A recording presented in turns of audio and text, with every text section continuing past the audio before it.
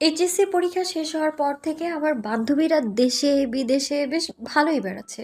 আর আমি সামান্য নানু বাসায় যেতে পারলাম না। কারণ এই যে আমার ফ্যামিলির সবাই এক একটা বিজি মানুষ। বাবা থেকে শুরু করা যাক। বাবা আগে নিজে বিজনেস সামলাতেন, কিন্তু অসুস্থ হয়ে যাওয়ার পর বিজনেস থেকে ছুটি নিয়ে নিলেন। এবং সেখানে 4 বছর আগ থেকে আমার বড় ভাইয়া সেই দায়িত্বটা নিজের কাঁধে তুলে নিলেন। আর ছোট ভাইয়া, সে তো একটা কাজচোর। সে তার কোনো দায়িত্বের মধ্যেই নেই। মাস্টার্স ফাইনাল ইয়ারে সে এখন। ভাইয়াকে বিজনেসে হেল্প করতে বলে সে বলে আমি জব করব। এসব লোহার বিজনেস আমার দ্বারা পসিবল না। ছোট ভাইয়ার যা রাগ, ওকে কেউ আর কিছু বলার সাহসই পায় না। এরপর আমার ভাবি সবচেয়ে বেস্ট ভাবি, কিন্তু ওনার সাথে ঘুরতে যাব এমন কোনো রাস্তাই নেই, কারণ আমার ভাবি এখন 5 মাসে প্রেগনেন্ট। ভাবির এই অবস্থায় ওনাকে নিয়ে কোথাও ঘুরতে যাওয়াটা মোটেও ভালো দেখাবে না। আমার এই অসহায় মন দেখে ভাবি আমাকে বলেছিলেন ওনার বাড়িতে নিয়ে যাবেন, কিন্তু আমি একটা বড় না বলে দিলাম।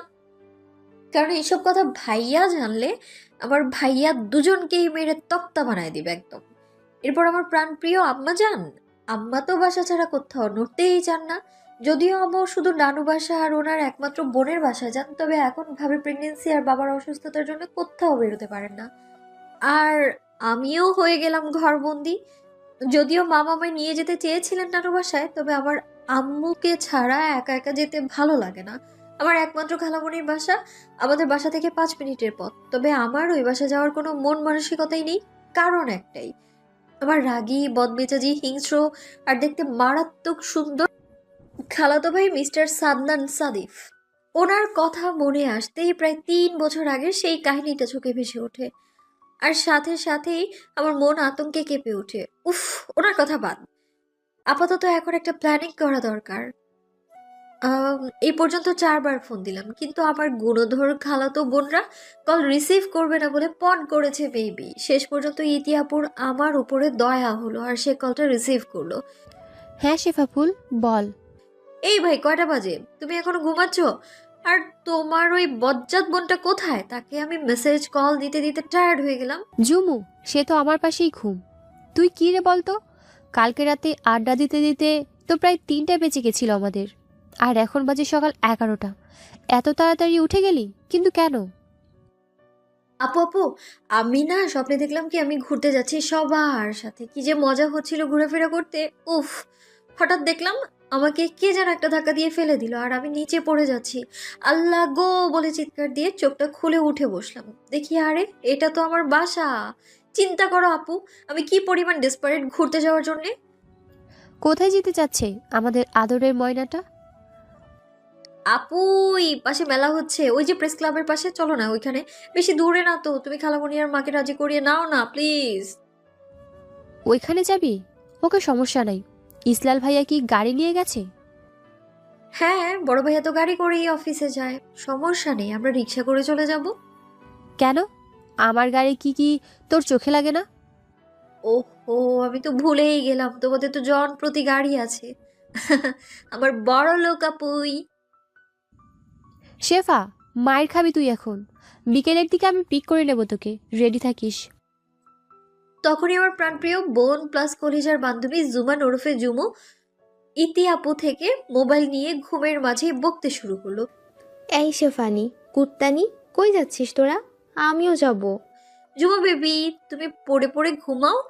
আমরা বিকালে আজকে মেলায় যাচ্ছি, কিন্তু তুমি যেও না, হা করে ঘুমাও কেমন? এই না, না, আমিও যাব।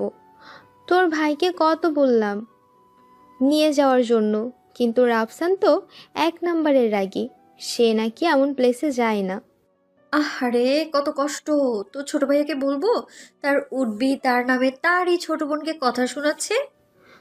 না না, খালাতো বোন, এমন করিস না। ও জানতে পারলে তোমাকে মেরেই ফেলবে। যে রাগী তোর ভাই। আচ্ছা, বাই বাই। গোসল আছে, নামাজ আছে, বিকালে দেখা হবে, টাটা। মোবাইল স্পিকারে দিয়ে লাভ ইউ জুম্বালিকা অ্যান্ড শেষ আপু। লাভ ইউ টু শেফা ফুল। কল রেখে নাচতে নাচতে ভাবির কাছে গেলাম। ভাবি কিচেনে রান্না করছে, আমাকে দেখে মুচকি একটা হাসি দিলেন। উফ, আমার ভাবিটাই না একটু বেশি কিউট। ভাইয়ার ভাবির লাভ ম্যারেজ হয়েছিল। ওদের 3 বছর রিলেশন আর 2 বছর আগেই বিয়ে হলো। ভাইয়া আমার ধবধবে সাদা, কিন্তু ভাবি হলো উজ্জ্বল ফর্সা। ওদের দুজনকে একসাথে দেখলেই আমার মনটা খুশিতে নেচে ওঠে। ভাবি, তোমাকে না মা নিষেধ করলো কিচেনে কিছু করতে? অনেক গরমও তো পড়ছে, ভাইয়া জানলে বকা খাবে তুমি। কি যে বলো না শেফা, কিচ্ছু হবে না। আমার রান্না করতে বেশ ভালো লাগে। আর মা কত দিকে সামলাবে। কেন ভাবি, আমি করব আর কি এখন থেকে, ঠিক আছে? ভাবি আমার কথা শুনে আমার মাথায় হাত বুলিয়ে দিয়ে বলতে লাগলেন, তোমার বয়সে থাকতে বাসার একটা কাজও আমি করতাম না। অনার্স শেষ করেই তো আমি এই টুকটাক রান্না শিখলাম। সব কাজ ভাবি আর মাই করতো। সেই হিসাবে এই পুচকু বয়সে তুমি অনেক কাজ করো। ওকে ওকে মহারানী, করেন রান্না, তবে আমাকে হেল্প করতে দিন। আচ্ছা সেনাপতি। বলেই ভাবি ফিক করে হেসে দিল, আর আমিও হাসতে লাগলাম। জানো ভাবি, আজকে মেলায় যাব ইতিয়াপু আর জুমুর সাথে। ইস রে, তাই নাকি? আমারও অনেক ইচ্ছে করে যেতে, কিন্তু এনার জন্য তো আমার বাসা থেকে বের হওয়াই মানা করে দিয়েছে তোমার ভাইয়া। আহা ভাবি, আমার লিটল প্রিন্স আর প্রিন্সেস আসার পরে আমরা অনেক অনেক ঘোরাঘুরি করব, ওকে? মন খারাপ করো না তুমি, ঠিক আছে? তোমার ননদ তোমার জন্য অনেক জিনিস কিনে নিয়ে আসবে, দেখো তুমি। আমার কথায় ভাবি মুচকি হেসে এক হাতে আমায় জড়িয়ে নিল। বিছানার উপরে কিছু থ্রি পিস বের করে রেখেছি, আমি কোনটা পরবো কিছু বুঝতে পারছি না। তাই সাত পাঁচ না ভেবে কাপড়গুলো হাতে নিয়ে নিচে নামতে লাগলাম। এই সমস্যা থেকে একমাত্র ভাবি উদ্ধার করতে পারবে আমায়। অবশ্য রুমে মা ছিল, কিন্তু মা আমায় সাহায্য করতে পারলো না। আগে তো ভাইয়ার রুমও পড়েই ছিল, তবে এখন ভাবি প্রেগনেন্সির জন্য নিচে ট্রান্সফার হয়ে গেল। একটা একটা ড্রেস নিচ্ছি আর আমার সামনে ধরে ভাবিকে দেখাচ্ছি। ভাবি বুড়ো আঙুল দেখিয়ে সবগুলোকেই ডাউন দেখাচ্ছে। শেষে একটা ব্ল্যাক কামিজ সেট ভাবির পছন্দ হলো। এই যে ফুল, এই ব্ল্যাক ড্রেসটা তোমার সাদা স্কিনের সাথে একদম পারফেক্ট ম্যাচ করবে। এইখানে রেডি হয়ে নাও না। ভাবিকে একটা চুম্মা দিয়ে রেডি হতে চলে গেলাম। লং কামিজ আর আমার অল টাইম প্রিয়। হালকা সেজে চুলে একটা বেনি করে ওড়নাটা গায়ে জড়িয়ে রেডি হয়ে নিলাম। একটু পরেই আপুরা আসলো, আর মা বাবা ভাবি থেকে বিদায় নিয়ে বেরিয়ে গেলাম আমরা। আমি আর জুমো পেছনে বসেছি আর ইতিয়াপু সামনে। আজ ইতিয়াপু ড্রাইভ করছে না, খালামণি নাকি জোর করে ড্রাইভারকে পাঠিয়ে দিয়েছে। তিনটা মেয়ে একা ছাড়তে খালামণি কোনোভাবেই রাজি না। মেলায় প্রায় পৌঁছেই গেলাম, তখনই ইতিয়াপুর মোবাইলে কল আসলো। হ্যালো ভাইয়া, বলো। ভাইয়া? তার মানে সাদিক ভাইয়া? হায় আল্লাহ, উনি আবার কেন কল করেছেন? ইতিয়াপুর কথাগুলোই শুনছি, কিন্তু ও পাশ থেকে কি বলছে সাদিক ভাইয়া কিছুই তো শুনছি না। আরে না ভাইয়া, একটু পরেই চলে যাব। চলেই এসেছি এখন, আবার ব্যাক করাটা ভালো হবে না। তুমি পাশেই মিটিং করছো, তো এখানে ঝামেলা হবে কেন? আচ্ছা, তুমি এমনি বেশি করো, কিচ্ছু হবে না। শেফা আর ঝুমুকে দেখে রাখবো। রাখছি, আল্লাহ হাফেজ। কল কাটতেই আমরা নেমে মেলায় ঢুকছিলাম, আর তখনই ঝুমু এক প্রকার লাফিয়ে ইতিয়াপুর কাছে চলে গেল। এই বড় আপি, ভাইয়া কি বলছিল? ভাইয়া নাকি কাছেই আছে, প্রেস ক্লাবে মিটিং হচ্ছে। ভাইয়ার ধারণা এদিকে গন্ডগোল হতে পারে, তাই মা থেকে আমরা এখানে এসেছি শুনেই কল করলো, বাসায় চলে যেতে বলল। এই কথা শুনে আমি ইতিয়াপুকে বললাম, তোমার ভাইয়া তো নেতা মানুষ, ওনার কাছে শুধু মারামারি খবর আর গন্ডগোলের খবর থাকে। তবে উনি কি জানে না গুন্ডাদের মেলায় কোনো কাজ থাকে না? সাদিক ভাইয়ার কথা বাদ দাও তো, চলো এখন ঘোরা যাক। বলেই আমি ইতিয়াপু আর ঝুমুর হাত ধরে দৌড় দিলাম একটা। চারপাশে এত মানুষ, এই বিকাল বেলায় মেলায় ঘুরতে বেশ ভালো লাগছে। অনেক জিনিস কিনলাম, ভাবির জন্য একটা সুন্দর হিজাব আর একজোড়া জুতা কিনলাম। আমার জন্যও জুতা আর হিজাব নিলাম। আর ভাবি আর আমার জন্য চুড়ি, নথ, রিং কিনলাম। ইতিয়াপু ঝুমুও নিল অনেক কিছু। মেলায় নানান জিনিস খেলাম। একটু পরেই বাসার জন্য রওনা দিব। তিনজনই আইসক্রিম খাচ্ছি আর আশেপাশের পরিবেশ দেখছি আর হাঁটছি। তখনই আবার কল এলো ইতিয়াপুর মোবাইলে। মুহূর্তে ইতিয়াপুর মুখের অবস্থা পাল্টে গেল। মোবাইল রেখে আপু কিছু বলতে যাবে, হঠাৎ ধুম করে কিছু একটা ব্লাস্ট হলো। সাথে সাথে আশেপাশের সবার এক ভয়ঙ্কর চিৎকার আর ছোটাছুটি শুরু। ইতিয়াপু আমাকে এক হাতে আর অন্য হাতে ঝুমুকে ধরে টেনে নিয়ে যাচ্ছে, কিন্তু কেন যেন আমার মাথা কাজ করছে না। আমার কোনো ফিলিংসই আসছে না। কানের পাশে ভো ভো করছে সবকিছু। ছোটকাল থেকে এটাই আমার সমস্যা, অতিরিক্ত শোক, চেঁচামেচি, শব্দ শুনলেই আমি একদম ফ্রিজড হয়ে যাই। ইতিয়াপু আমাকে টেনে নিয়ে যাচ্ছে, কিন্তু আমি আমার যেন পা চলছে না ঠিক। এদিকে চারদিকে মানুষের ছোটাছুটিতে ইতির হাত আমার হাত থেকে ছুটে গেল, আর শেফা হারিয়ে গেল এক বিশ্রী ভিড়ের মাঝে। সেখানে পড়ে আছে মানুষের অর্ধ মৃতদেহ বা পোড়া লাশ। আর চারপাশে চলছে এক ভয়ঙ্কর মারামারি, যে যাকে মেরে বাঁচতে পারে। আমার মাথায় প্রচন্ড ব্যথা হচ্ছে। ব্যাগ, মোবাইল, হাতের প্যাকেট কই গেল কিছুই মনে নেই। আশেপাশে মারপিট দেখে প্রাণটা এক্ষুনি বের হয়ে যাবে মনে হচ্ছে আমার।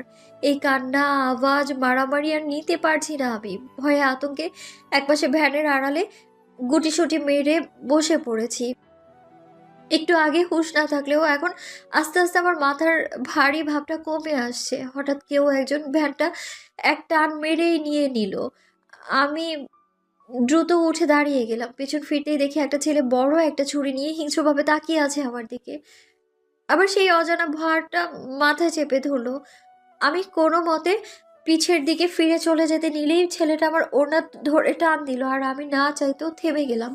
ছেলেটার সাথে আরো দুজন চোখ হলো। আমার দিকে এগিয়ে আসতে নিলেই আমি আতঙ্কে দুই হাত দিয়ে চোখ দুটো ঢেকে জোরে জোরে মা, বাবা, ভাইয়াদের ডাকতে লাগলাম। এই চুপ কর, তোকে আমরা প্রাণে মারবো না, জাস্ট তোর দেহ। আর কোনো আওয়াজ শুনলাম না ছেলেটার, কিন্তু একটু পরেই এদের তিনজনের আর্তনাদ শুনতে পেলাম। চোখ থেকে হাত সরিয়ে দেখলাম সাদিব ভাইয়া। হাতে ওনার লম্বা একটা ছুরি, সাদা পাঞ্জাবিতে রক্তে মাখামাখি, ওনার মুখে হাতের রক্তের ছিটা। ওনার সবুজ চোখগুলো ঠিক এই রক্তের কালার হয়ে আছে। নিচের দিকে তাকিয়ে দেখলাম ছেলেগুলোর গলার দিকটায় কাটার কেমন যেন করছে এরা। আমার কাছে এসেই সাদিব ভাই আমার সামনাসামনি দাঁড়ালেন। পিছে ওনার বডিগার্ডস আছে। আমি ঘটনার অবস্থা দেখে এখনো দাঁড়িয়ে আছি বরফের মতো। মাথা উঁচু করে সাদিব ভাইয়ের দিকে তাকাতেই দেখি উনি ভ্রু কুঁচকে আমার দিকেই তাকিয়ে আছেন। হঠাৎ করে উনি ওনার রক্ত মাখা হাতটা পিছের বডিগার্ড থেকে পানি নিয়ে ধুয়ে রুমালে মুছে আমার কপালে পড়ে থাকা চুলগুলো কানের পিছনে গুজে দিয়ে আমাকে ওনার বুকের সাথে খুব শক্তভাবে মিশিয়ে নিলেন। সাথে সাথে আমার হার্ট অ্যাটাক হওয়ার মতো উপক্রম হলো। সাদিব ভাইয়ের কথা শুনে আমি আরো গভীর শোকে চলে গেলাম। ঠিক আছিস তুই? বারবার মানা করা সত্ত্বেও কেন আমার কথার বিরুদ্ধে গিয়েছিলি তোরা? আজকে যদি বড় কিছুটা ঘটে যেত? ওই দুই অমানুষ গাড়িতে আছে, বাসায় চল আজকে, তোদের হাড্ডি আমি নিজ হাতে ভাঙবো। এতক্ষণ আমি ঠিক থাকলেও এখন মনে হচ্ছে আমি সত্যি সত্যি জ্ঞান হারাবো। কারণ যেই সাদিব ভাই আমার সাথে বকা ছাড়া কথা বলে না, সব সময় আমায় রাগ দেখায়, সেই উনি আজকে আমায় হঠাৎ জড়িয়ে ধরলেন।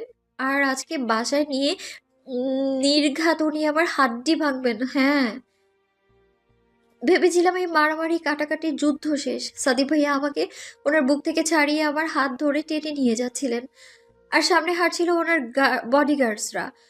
হঠাৎ করেই আরো একদল লোক চিল্লিয়ে মেলার দিকে প্রবেশ করতে লাগলো। তারা এলো পাতাড়ি গুলি চালিয়ে যাচ্ছিল। ঘটনার আকস্মিকতায় সাদিব ভাইয়া এবার আমাকে ওনার পিছে দাঁড় করিয়ে দিলেন, আর আমি ভয়ে ওনার পাঞ্জাবি খামচে ধরে আশেপাশে উকি দিতে লাগলাম। সাদিব ভাইয়ের পেছন থেকে আমার মাথাটা বের করে সামনের দিকে দেখতে লাগলাম, কিন্তু আমার যে হাইট, কিছুই দেখতে পারছি না। সামনে ওনার দামড়া বডিগার্ডস আছে। মাথা উঁচু করে সাদিব ভাইয়াকে দেখার চেষ্টা করলাম। ওই লম্বা জিরাফটা আমার দিকে ভ্রু কুঁচকে তাকিয়ে আছে, আর আমি ওনার দিকে তাকিয়ে দাঁত কেলিয়ে একটা হাসি দিলাম। আর হাসিটা হয়তো ওনার পছন্দ হয়নি, তাই উনি সামনে ফিরে গেলেন। একটু পরেই গুলির শব্দ বাড়তে লাগলো, আর সাদিব ভাই আমার দিকে না ফিরেই ওনার এক হাত দিয়ে আমায় আরো ভালো করে ওনার পিঠের সাথে চেপে ধরলেন। আর আমি ওনার স্পর্শে কেঁপে উঠলাম, কিন্তু আমি ঠিকই বুঝতে পারছিলাম এখন কিছু একটা ঘটবেই ঘটবে। হঠাৎ ওনার দুইজন বডিগার্ডস গুলিবিদ্ধ হলেন, আর সাথে সাথেই উনি ওনার পেছন থেকে পাঞ্জাবি সরিয়ে গানটা বের করলেন। আমি এই প্রথম জীবনে গুলি, গোলাগুলি, মারামারি সচক্ষে দেখছি। যদিও আমার এখন ভয়ে অজ্ঞান হওয়ার কথা, কিন্তু এখন আমার একটুও ভয় লাগছে না। এইসব গোলাগুলিতে মাথা ভার লাগছে শুধু। সারা জীবন মুভিতে এইসব দেখেছি, কিন্তু এখন বাস্তবে দেখতে মনে কেমন যেন একটা এক্সাইটমেন্ট কাজ করছে। সাদিব ভাই আমাকে হঠাৎ বলে উঠলেন, এ শেফা, কানে হাত দে, না হলে তোর সমস্যা হবে। কি এক অবস্থায় এসে পড়লাম, না তোরা এখানে আসতি আর না আমাকে সব মারামারি করতে হতো। আপনাকে কে আসতে বলেছিল? আমি বলেছিলাম? আপনি নিজে কারবারি করতে এসেছেন, আবার আমার সাথে চিল্লাচ্ছেন কেন? আমি না আসলে আজকে কি হতো সেটা তুই খুব ভালো করে জানিস। এখন কানে হাত দে বেয়াদব। ওনার কথা মতো কানে হাত দিলাম, আর অবাক চোখে সাদিব ভাইয়ার পেছন থেকেই এই লম্বা জিরাফটাকে দেখছি আমি কিভাবে ফায়ারিং করছে উনি। ওরা চোখে মুখে প্রচন্ড রাগ দেখতে পাচ্ছি। কানে ভালো করে হাত দেওয়ার পরেও গুলির শব্দটাতে মাথায় ঝনঝন করছে। হঠাৎ খেয়াল করলাম সাদিব ভাইয়া ওনার বাম হাত দিয়ে আমার কোমর জড়িয়ে নিলেন। আমি অবাক চোখে তাকিয়ে ওনাকে কিছু বলতে যাব, এর আগেই উনি আমাকে আলগে নিলেন, আর সাথে সাথেই দিলেন এক দৌড়। সাদিক ভাইয়া আমাকে এক হাতে আলগে দৌড়াচ্ছেন, আর চারপাশে ওনাকে ওনার বডিগার্ডসরা দৌড়াচ্ছে আর ফায়ারিং করছে। আমার মনে হচ্ছে আমি কোনো ফিল্মের শুটিং করছি। বেশ মজা লাগছে আমার এই মুহূর্তটা। গাড়ির কাছে এসে আমাকে সাদিক ভাইয়া নামিয়ে দিলেন, আর আমাদের দেখে ইতিয়াপু আর ঝুমু গাড়ি থেকে নেমে এলো, আর সাথে সাথেই সাদিক ভাইয়ার বকা শুরু। গাড়ি থেকে নামলেন কেন আপনারা? বারবার মানা করা সত্ত্বেও আপনারা কথা শোনেনি কেন? এই যে এই অপদার্থটাকে আমার দিকে আঙুল দেখিয়ে, রেখেই তো 2 বোন পালিয়েছিলি। এটার কিছু হলে খালামণিকে কি উত্তর দিতি বল? আর তুই শেফা, ইতিদের সাথে থাকতে পারিসনি? আরে আপনি ওদের কেন বকা দিচ্ছেন? ইতি আপু আমার সাথেই ছিল, ইনফ্যাক্ট আপু আমার হাত ধরেই ছিল। ভিড়ের মাঝে আমিই ছুটে গিয়েছিলাম। এখানে কারো কোনো দোষ নেই। যদি কারো দোষ থাকে সেটা আপনার। আপনি বড় নেতা হন আর বড় বিজনেসম্যান হন, কিন্তু যেই সেই আপনি তো মারপিটি করবেন। আপনার জন্যই তো আজকে মেলায় এতগুলো মানুষের প্রাণ গেল। কথাগুলো একদমই বলেই আমি নিজের মুখে হাত দিয়ে চোখ বড় বড় করে সামনের দিকে তাকালাম। সাদিক ভাই আমার দিকে হিংস্রভাবে তাকিয়ে আছে, যেন এক্ষুনি কাছে পেলে কাঁচা খেয়ে ফেলবেন আমায়। সরি ভা কথা শেষ করার আগেই সাদিক ভাইয়া জোরে একটা লাথি দিলেন গাড়িতে, আর পুরো গাড়ি কেঁপে উঠলো। আমার দিকে তেড়ে এসেই আমার 2 বাহু চেপে ধরলেন। ইতিয়াপুর ঝুমু তো সাদিক ভাইয়ার অবস্থা দেখে কিছু বলতেই পারছে না, আর সাদিক ভাইয়া আমার বাহু এত জোরে চেপে ধরলেন আমার চোখে পানি চলে এলো। কি হিংস্র এই লোকটা! সাদিক ভাইয়া আমাকে কিছু বলতে যাবে এর আগেই আমি ওনার দিকে চোখ তুলে একবার তাকালাম, আর উনি সাথে সাথেই আমার বাহু ছেড়ে দিলেন। ইতিজুমান, এই 2 অমানুষকে নিয়ে গাড়িতে ওঠ। সোজা খালামণিদের বাসায় যাবে। বাসায় গিয়ে আজকে তোদের অবস্থার 12টা আমি বাজাবো। কথাগুলো বলেই সাদিক ভাইয়া ওনার চুলে হাত বুলিয়ে চুলগুলো উপরের দিকে ঠেলে দিয়ে ওনার গাড়ি করে চলে গেলেন উনি। উফ, যাক বাবা, বেঁচে গেলাম। তখন যদি চোখের পানি না দেখাতাম এই লোক আমার মেরে চ্যাপ্টা করে দিত একদম। রাগী জিরাফটা চলে গেলেই আমরা গাড়িতে উঠে পড়লাম। এতক্ষণ খারাপ না লাগলেও এখন মাথাটা কেমন যেন করছে আমার। এত মানুষের আর্তনাদ আহাজারি সব আমার কানে বাজছে, আর সব লাশগুলোর ছবি চোখে ভাসছে আমার। কি বিভৎস সেই চেহারাগুলো। সিটে হেলা দিয়ে চুপচাপ শুয়ে রইলাম। পাশে ইতিয়াপুর ঝুমুও চুপ। আজ যে এত কিছু হয়ে যাবে কেউ ভাবেনি। বাসায় পৌঁছেই আমরা 3 জনই আমার রুমে চলে গেলাম। ঘড়িতে এখন সন্ধ্যা 6:30। মা হয়তো নামাজে, আর ভাবি হয়তো রুমে রেস্ট করছে। আমরা এক প্রকার চোরের মতো করেই ঘরে ঢুকলাম। রুমে গিয়ে একে একে 3 জনই শাওয়ার নিয়ে নিলাম। আমি বাসার ড্রেস, প্লাজো আর টপস পরে নিলাম, আর ঝুমুও আমার মতো সেম ড্রেস পরে নিল। ইতিয়াপুকে আমার থেকে একটা কামিজ সেট দিলাম। ইতিয়াপু বয়সে আমাদের বড় হলেও আপুর হাইট সাইজ সবই আমাদের মতো, তাই আমরা 3 বোন সবাই একে অপরের ড্রেস পরতে পারি। আর তাছাড়া কিছুদিন পরে আপু অন্যের বউ হয়ে যাবে, তাই আপুর ধারণা আমাদের মতো এসব টপস পরলে তাকে এখন বেমানান লাগবে। ফ্রেশ হয়ে 3 জন নিচে নামলাম। মা আর ভাবি টেবিলে নাস্তা সার্ভ করছে। আমাদের দেখে দুজনেই ভূত দেখার মতো চমকে উঠলো। কি রে ফুল, ইতি, জোমান, তোমরা কখন আসলে? এই তো একটু আগেই। আমরা টায়ার্ড ছিলাম, তাই তোমাদের কিছু না বলে ফ্রেশ হয়ে গেলাম। হ্যাঁ, শেফা ঠিক বলেছে। ভাবি, অনেক খিদা লেগেছে ভাবি। খালামুনি, খেতে দাও কিছু। ও আচ্ছা, এই যে আয়, বস, খেয়ে নে। ঝুমু তো আগেই বসে গেল খেতে। সবার সাথে কথা বলতে বলতে আর মজাদার নাস্তা খেয়ে সময়টা ভালোই চলছিল, কিন্তু বিপত্তি ঘটলো তখনই, যখন ভাবি জিজ্ঞেস করলো, কি রে, কি কি কিনলে মেলা থেকে? এইগুলো তো বললে না। এই ফুল, ভাবির জন্য কি এনেছো তুমি? ভাবির কথা শুনে আমি, ইতিয়াপু আর ঝুমু একসাথে কাশতে শুরু করলাম। কাশতে কাশতে আমরা 3 জন একে অপরের দিকে তাকাচ্ছি আর ইশারা দিয়ে জিজ্ঞেস করছি কি বলবো এখন। এত কিছু না ভেবেই আমি বলে উঠলাম, কি যে বাজে মেলা ছিল না ভাবি। একটা জিনিসও যদি ভালো হতো তাহলে অবশ্যই কিনতাম, কিন্তু এত বাজে মেলা হবে আমি কখনো ভাবিনি, তাই না গার্লস? আমার কথা শুনে বাকি 2 জন মাথা নাড়িয়ে হ্যাঁ হ্যাঁ করতে লাগলো। আস্তে আস্তে নাস্তার টেবিলে ইসলাল ভাইয়া, রাফসান ভাইয়াও যোগ দিল। ঝুমু তো ছোট ভাইয়া মানে আমার রাফসান ভাইয়াকে দেখেই লজ্জায় লাল হয়ে গেল। ছোট ভাইয়া বসলো ঝুমুর পাশে, আর ওদের ইশারায় ইশারায় ভালোবাসার নিবেদনটা দেখতে আমার বেশ দারুণ লাগছে। বাকি সবাই যার যার মতো কথা বলছে, নাস্তা করছে, আর আমি ফেসবুকিং করছি। এই সুন্দর মুহূর্ত নষ্ট করতে আরম্ভ করলো আমার বড় ভাই। এত সুন্দর মুহূর্তে সে একটা জঘন্য প্রশ্ন করে বসলো। তো আজ শোন না, প্রেস ক্লাবের পাশে যে মেলাটা হচ্ছে সেখানে গন্ডগোল হয়েছে। তোরা তো মেলায় গিয়েছিলি, তোরা এমন কিছু মারামারি ফেস করিসনি তো? প্রশ্নটা শোনা মাত্রই মা আর আফসান ভাইয়া ভাবি আমাদের তিনজনকে রিমান্ডে নেওয়ার প্রস্তুতি নিচ্ছিলেন, আর একে একে নানা প্রশ্ন শুরু করে দিলেন। কিন্তু আমি, দ্য ইন্টেলিজেন্ট গার্ল, সবাইকে বলে উঠলাম, উফ চুপ করো তোমরা, আমরা সেফ ছিলাম, ভালো ছিলাম, আমরা কিছুই দেখিনি। আমরা এমন, হয়তোবা আমরা আসার পরেই এমন কিছু হলো, তাই না আপু ঝুমু? আমার কথা শুনে দুইজনই মাথা নাড়িয়ে হ্যাঁ বললো। বাবা, খুব ভালোই তো মিথ্যা বলতে শিখে গেলি শেফা। এত সুন্দর করে মিথ্যা বলা তোর থেকে শিখে নিতে হবে। তো এরপর কি হলো মেলায়? এই আওয়াজ শুনে এক লাফ দিয়ে চেয়ার থেকে উঠে গেলাম। পেছন ফিরে দেখি সাদিক ভাইয়া, খালা, খালু আর বাবা দাঁড়িয়ে, আর সবাই এখন আমাদের তিনজনের দিকে তাকিয়ে আছে। ব্যাস, হয়ে গেল আমাদের কাহিনীটা শেষ। এখন কে বাঁচাবে আমাদের? হায় রে শেফা, অভাগিনী, একে তো আজ মেলার কাহিনী, আর এখন এই পুরো পরিবারের কেলানি। আমাদের তিনজনের অবস্থা দেখে আমার মনে একটা কথাই চলছে শুধু, অভাগা যেই দিকে যায় সাগর শুকায়া যায়। ডাইনিং টেবিলের পাশেই আমরা তিনজন মাথা নিচু করে দাঁড়িয়ে আছি, আর আমাদের সামনেই সবাই বসে নাস্তা করছে। সাদিক ভাইয়াকে দেখে তো আমাদের তিনজনেরই কাঁপাকাঁপি শুরু হয়ে গিয়েছিল। সবাই তো ওনাকে নানা প্রশ্ন করছিল, কিন্তু উনি তো খাদ্য রসিক, টেবিলে নাস্তা দেখে খেতে বসে গেলেন চট করে, আর গম্ভীর গলা সবাইকে বলেছিলেন, এদের কাহিনী পরে জানবে তোমরা, আগে কিছু খেয়ে নেই। মিটিং আর কাজ শেষ করে কিছুই খেতে পারিনি। আর এই যে তোরা তিন বান্দর টেবিলের পাশে দাঁড়িয়ে থাক, বিচার কার্য শেষে তোরা খাবার পাবি। ব্যাস, আর কারো মুখেই কোনো শব্দ নেই, কারণ সাদিক ভাইয়াকে সবাই একটু বেশি ভয় পায়। ঘরে বাইরে সবাই ওনার উপরে কথা বলতে পারে না। যা রাগী লোক একটা, দেশের বড় পলিটিশিয়ান, সাথে বড় বিজনেসম্যান।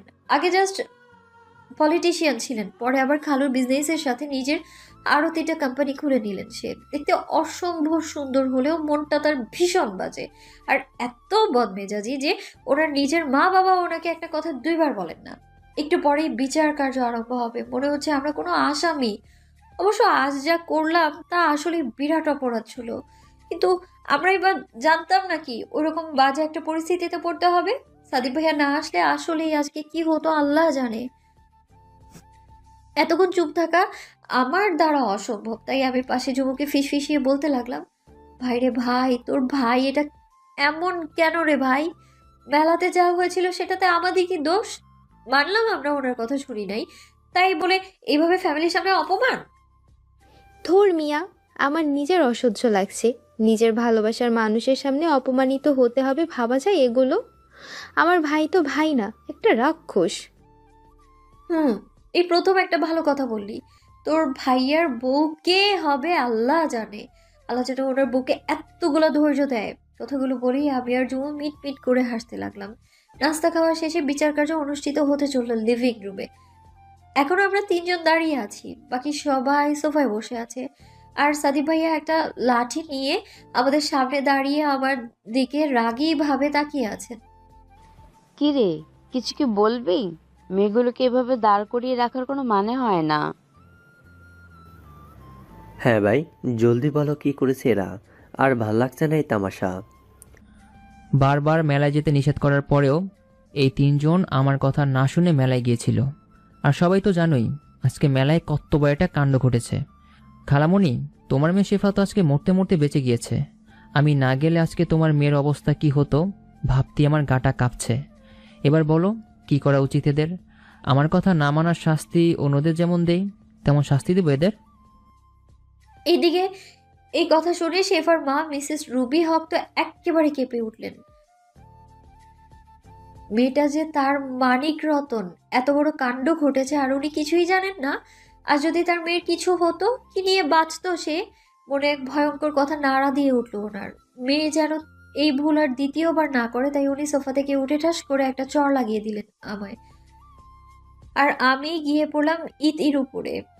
এভাবে সবার সামনে মাঝে মারবে সেটা আমি কখনোই ভাবিনি। ব্যথার চেয়ে বেশি লজ্জা পেয়েছি আমি, আর সাথে অপমানের ভাবটাও গায়ে নাড়া দিয়ে উঠলো আমার। আর সেই অপমানিত হওয়াটা চোখের পানি হয়ে প্রবাহিত হচ্ছে। গালে হাত রেখে সাদিক ভাইয়াকে বলতে লাগলাম, ভাল লাগছে আপনার এখন? আমাকে মার খাইয়ে শান্তি হয়েছেন আপনি? কি মহৎ কাজ করছেন আমাকে বাঁচিয়ে, না? আমি মরে গেলেই একেবারে ভালো হতো। বুঝি না আমি কেন এত ঘৃণা করেন আপনি আমায়। আই হেট ইউ সাদিব ভাই। বলেই গালে রেখে রুমের দিকে দৌড় দিলাম, আর পেছন ফিরে দেখলামই না। আমার কথা শুনে সবাই অবাক হয়ে তাকিয়ে আছে সাদিব ভাইয়ের দিকে। আর সাদিব ভাই হাত মুঠো করে নিজের রাগ কন্ট্রোল করছে। নিচে এখন থমথমে পরিবেশ। আমার পিছন পিছন ইতিয়ার জুমানো একটু পরে উপরে চলে এলো। রুমে গিয়েই কিছুক্ষণ কান্না করলাম। এরপর মুখ ধুয়ে এসে দেখি ইতিয়াপু আর জুমু খাটে বসে আছে। আমাকে দেখা মাত্রই জুমু বলে উঠলো, দোস্ত, বেশি ব্যথা পাইছিস? আমার ভাইটার বিয়ে হবে না দেখিস, দোচ্চাল একটা। আমি আর আপি এখন না আসলে তো আমাদেরও ওর হাতের ডান্ডা দিয়ে মাইর দিত। আমি কিছুই বললাম না। সাদিব ভাইয়ার কথা এখন মনে করতে মন চাচ্ছে না। এই টপিক চেঞ্জ করার জন্য বলে উঠলাম, এই ইতিয়াপু, রাদি ভাইকে বলো না বাংলাদেশে তাড়াতাড়ি চলে আসতে। তোমরা বিয়েটা করে নাও না জলদি। আর বিয়েতে আমি আর ঝুমু মিলে সেই মজা করব। তোমার সুন্দর সুন্দর দেবরের সাথে প্রেম করব। কি বলিস রে ঝুমু? হুম। হ্যাঁ, তা তো অবশ্যই। ওফ শেফা, বোন ল্যাপটপ নে, চল কিছু ড্রেস দেখি। হ্যাঁ চল। হঠাৎ ইতিয়াপু বলে উঠলেন, জুমানেরটা বলতে পারি না, তবে শেফা তুই এসব চিন্তা ছেড়ে দে। এসব প্রেম ট্রেম তোর জন্য বহুত মুশকিল করে দিয়েছে একজন। আমি তো সেই চরম লেভেলের অবাক সাথে ঝুমু। কেন কেন? কার এত সাহস? পিটিয়ে চামড়া তুলে নিব একদম। নামটা তো বলো একবার। বলা যাবে না, সময় হলে দেখবি। আমি কারোর কাছে ওয়াদাবদ্ধ বনু, বোঝার চেষ্টা করিস। আর সে যেই হোক না কেন, তোর জন্য সবচেয়ে বেস্ট। বলেই আপু হন হন করে চলে গেলেন। আমি আর জুমু তো এক টেনশনে পড়ে গেলাম। কি বলে গেল আপু এগুলো? এখন আর প্যারা না নেওয়াই ভালো। আপাতত আমার বেস্টির সাথে চিল করা যাক। ঝুমুর কথা মতো আমরা ড্রেস দেখতে লাগলাম। সেদিন আর নিচে নামিয়েই নেই আমি। খালারা সবাই ডিনার করে চলে গিয়েছিলেন। সবাই ডেকেছিল আমায় খাবার খেতে, কিন্তু আমি খেতে যাইনি। কেন যাব? আরো অপমানিত হতে? ভেবেছিলাম খাবোই না সেই রাতে। মা অনেক জোর করেছিল, আর না পেরে ভাত রুমে নিয়ে এসেছিল, কিন্তু কেউ আমাকে খাওয়াতে সক্ষম হচ্ছিল না। মাও আর জোর না করে ঘুমিয়ে পড়েছিল, আর আমি পাশে শুয়ে ফেসবুকিং করছিলাম। তখনই ভিডিও কল আসলো, তাও সাদিব ভাইয়ার আইডি থেকে। আগে আমার গা রিডি করে উঠলো। কল কেটেই অফলাইনে চলে গেলাম আমি। সাথে সাথে মোবাইলে ওনার কল এলো। না পারতে রিসিভ করলাম। না হয় এক্ষুনি এসে আমাকে মেরে যাবেন এই লোক। আসসালামু আলাইকুম। ওয়ালাইকুম আসসালাম। রাতে খেয়েছিস? আপনার সামনেই তো খেলাম, মায়ের হাতের চর। চুপ, অসভ্য। এখনই খেয়ে নে, ভিডিও কল রিসিভ কর। বাহাদুরি আমি যতই দেখাই না কেন, এই গন্ডারের হুঙ্কার শুনে আমার রুহ তো যায় যায় অবস্থা। না পারতে সেদিন রাতে ওনার সামনে খেতে হলো রাতের খাবার, তাও ভিডিও কলে। কিন্তু ওনার ক্যামেরা অফ ছিল। আমিও কিছু আস্ক করিনি। কি দরকার? আমার খাওয়া শেষে 1 সেকেন্ডও ওয়েট করেননি, সাথে সাথে কলটা কেটে দিলেন উনি। বাসা থেকে ভাবি আর ছোট ভাই কোচিংয়ে ভর্তি করানোর জন্য উঠে পড়ে লেগেছেন। তাদের ধারণা ভালো কোচিংয়ে না পড়লে পাবলিক ইউনিভার্সিটিতে চান্স পাবো না আমি। কিন্তু আমার তো পাবলিক ভার্সিটিতে পড়ার বিন্দুমাত্র ইচ্ছে নেই। আমার আর জুমুর ইচ্ছে প্রাইভেট ভার্সিটিতে পড়বো, কিন্তু কেন এই ইচ্ছা তা আমরা নিজেরাও জানি না। ভাবি প্লিজ, এইসব কোচিং টোচিংয়ে আমি নাই। আর ভাইয়া, তুমি নিজেও প্রাইভেট ইউনিভার্সিটিতে পড়েছো, আর তাহলে আমরা কেন পাবলিকের জন্য পড়বো বলো? ফুল, একটু চেষ্টা করে দেখো না। পাবলিকে পড়ার সবারই স্বপ্ন থাকে, আর তুমি কিনা চেষ্টা ছাড়াই ডিরেক্ট মানা করে দিচ্ছ। আরে ভাবি, তুমি ওকে এত কেন বোঝাচ্ছ বলো তো? সাদিব ভাই বলে দিয়েছে আমাকে আজ দুপুরের দিকে ওনার পরিচিত কোচিংয়ে এদের অ্যাডমিট করিয়ে নিতে। আর এক পড়াচোর জুমান সকাল থেকে মাথা খেয়ে নিল সে নাকি কোচিংয়ে পড়বে না। সারাদিন টোটো করতে রাজি, কিন্তু পড়াশোনার হুঁশ নেই। দুপুরে খেয়ে রেডি হয়ে নিবি তুই একদম। কি আর বলবো, এই পড়াশোনার জীবনটাই তেজপাতা করে দিল। পরিবার, আত্মীয় স্বজন সবাই এক একটা ট্যালেন্টেড পার্সন। ভেবেছিলাম এক্সাম শেষে চিল করবার টাইমলি প্রাইভেটে ভর্তি হয়ে যাব, কিন্তু এখন তো চারদিক দিয়ে সৈন্যপক্ষ ঘিরে ধরলো। ঝুমুর সাথে কথা বলে পরিস্থিতি কেমন জিজ্ঞেস করলাম, কিন্তু না, সেও কিছু করতে পারলো না। মনের ভিতর এক বালতি কষ্ট নিয়ে লাঞ্চ করে একটা লং কামিজ পরে রেডি হয়ে নিলাম। বাসা থেকে বের হয়ে গেটের বাইরে দাঁড়ালাম। রাফসান ভাই বাইক বের করছে, তখনই একটা গাড়ি আমার সামনে দাঁড়িয়ে গেল আর ঝুমু জানালা দিয়ে মাথা বের করে বলতে লাগলো, ওই গাড়িতে ওঠ, ভাইয়া আমাদের ড্রপ করে দেবে। আর ভাইয়া ওর ফ্রেন্ডের সাথেও কথা বলে নিবে কোচিংয়ের ব্যাপারে। আমাদের কিছুই করতে হবে না, জাস্ট চেহারা দেখানো লাগবে। আমি কিছু বলতে যাব তার আগেই রাফসান ভাইয়া বাইক নিয়ে এসে বলল, তোমরা যাও, আমি ওকে নিয়ে আসছি। ব্রো উঠে যা, আমার তো লেট হচ্ছে। আর এই গরমে বাইকে চলা একদমই ঠিক হবে না। তোর গরমটা সয়ে গেলেও শেফার জন্য ভালো হবে না। So come fast. আমার জন্য সাদিক ভাইয়ের দরদ দেখে একদম মাথা ঘুরে উঠলো আমার। রাফসান ভাইয়াও কিছু বললো না। আর আসলে প্রচন্ড গরম আজকে। উফ, গাড়িতে বসে সাদিক ভাইয়ের দিকে চোখ গেল। এই লোকটা অলওয়েজ পাঞ্জাবি পরে থাকে, নেতা বলে কথা, তাই হয়তো পাঞ্জাবি পরে বাইরে।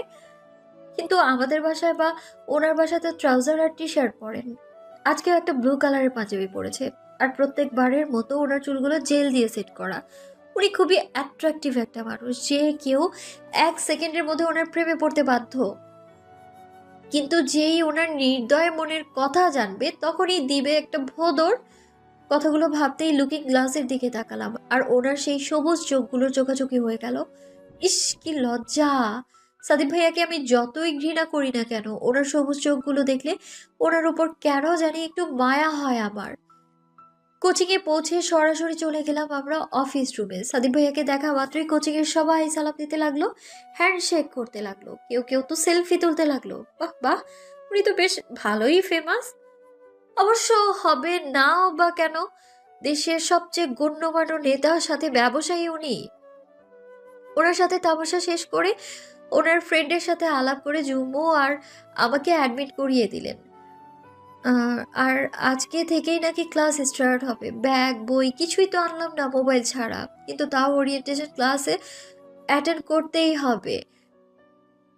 ঝুমুকে ভাইয়া এক সাইডে নিয়ে গেল, হয়তো কোনো ইম্পর্টেন্ট কথা বলবে। তখনই পেছন থেকে সাদিক ভাইয়ার হঠাৎ কথা বলাতে আমি টাসকে খেয়ে গেলাম। এই কোচিংয়ে ওড়াউড়ি করার কোনো চান্সই নেই। আর এখানের স্যার, স্টাফ আর ম্যানেজার সবাই তোর এক্সট্রা কেয়ার নেবেন। অ্যান্ড মোস্ট ইম্পর্ট্যান্ট, যদি শুনেছি কোনো ছেলে ফ্রেন্ড বা ক্লাসমেটের সাথে কথা বলা হয়েছে বা কেউ তোর সাথে কথা বলতে এসছে, এর অবস্থা খুব খারাপ হবে। ঝুমুর সাথে সাথে থাকবি আর বেশি পাকামি একদমই করবি না। কোচিং শেষ করে গাড়ি পাঠাবো, ঝুমুর সাথে চলে যাবে। রাফসানের কষ্ট করা লাগবে না আর। ঝুমুর কাছে যা, আমি বেরোচ্ছি। আল্লাহ হাফেজ। বলেই আমার মাথায় হাত বুলিয়ে চলে গেলেন সাদিক ভাইয়া। আর আমার মুখটা হা হয়ে গেল, কিছু বলার সুযোগই দিল না, এমনি লেকচার দিয়ে চলে গেল। হ্যাঁ, আসছে একটা কাবিল। হ্যাঁ, আমি সব ছেলের সাথে কথা বলবো, ওনার কি যত সব। নিজের বোনরে কিছু বলে নাই আর আমাকে এত বড় লেকচার দিয়ে গেল। আরে কত কেয়ার আমার জন্য। কেয়ার না, সবই আমাকে মাইট দেওয়ার ধান্দা, বুঝি আমি এইগুলা। কোচিংয়ে আসা যাওয়াটা ঝুমুর সাথেই করতে হয়, তাছাড়া ওর বাসা তো আমার বাসা থেকে 5 মিনিটের পথ। আমায় নামিয়ে দিয়ে এরপর ঝুমু ওদের বাসায় চলে যায়। এভাবেই যাচ্ছে দিনকাল পড়ালেখার মাঝে। কোচিংয়ের সবাই আমাদের একটু বেশি কেয়ার করে। আর কোচিংয়ের পরিচালক আদনান ভাই, যিনি সাদিক ভাইয়ের ফ্রেন্ড, উনি তো প্রত্যেক ক্লাস শেষে এসে এসে জিজ্ঞেস করবে, ছোট আপু আর ঝুমান, তোমরা পড়া বুঝতে পারছো তো? না বুঝতে পারলে অবশ্যই আমাকে জানাবে, আর কোনো সমস্যা হলে আমাকেই বলবে, ঠিক আছে? আমি আর ঝুমু বেচারি কি করব আর। ওনার কথার উত্তরে দাঁত কেলিয়ে একটা হাসি দিই আর উনি মাথা নাড়িয়ে চলে যান। আদনান ভাইয়ের এই ব্যাপারটা সত্যিই অদ্ভুত লাগে, কারণ এতগুলো স্টুডেন্টদের মাঝে উনি আমাদের দুজন থেকে পার্সোনালি জিজ্ঞেস করে কথাগুলো, আর বাকি স্টুডেন্টদের থেকে শুধু একবারই জিজ্ঞেস করবে, তাও সব ক্লাস শেষে। অনেকেই এই নিয়ে কানাঘুষা করে আমরা নাকি সাদিক ভাইয়ার পাওয়ারের জন্যই কোচিংয়ে এত কেয়ার পাই। কথাটা শুনলে মাথা খারাপ হলেও এটাই সত্যি কথা। আসলেই তো ওনারা সাদিক ভাইকে চেনে বেধাই আমাদের এত যত্ন নেন।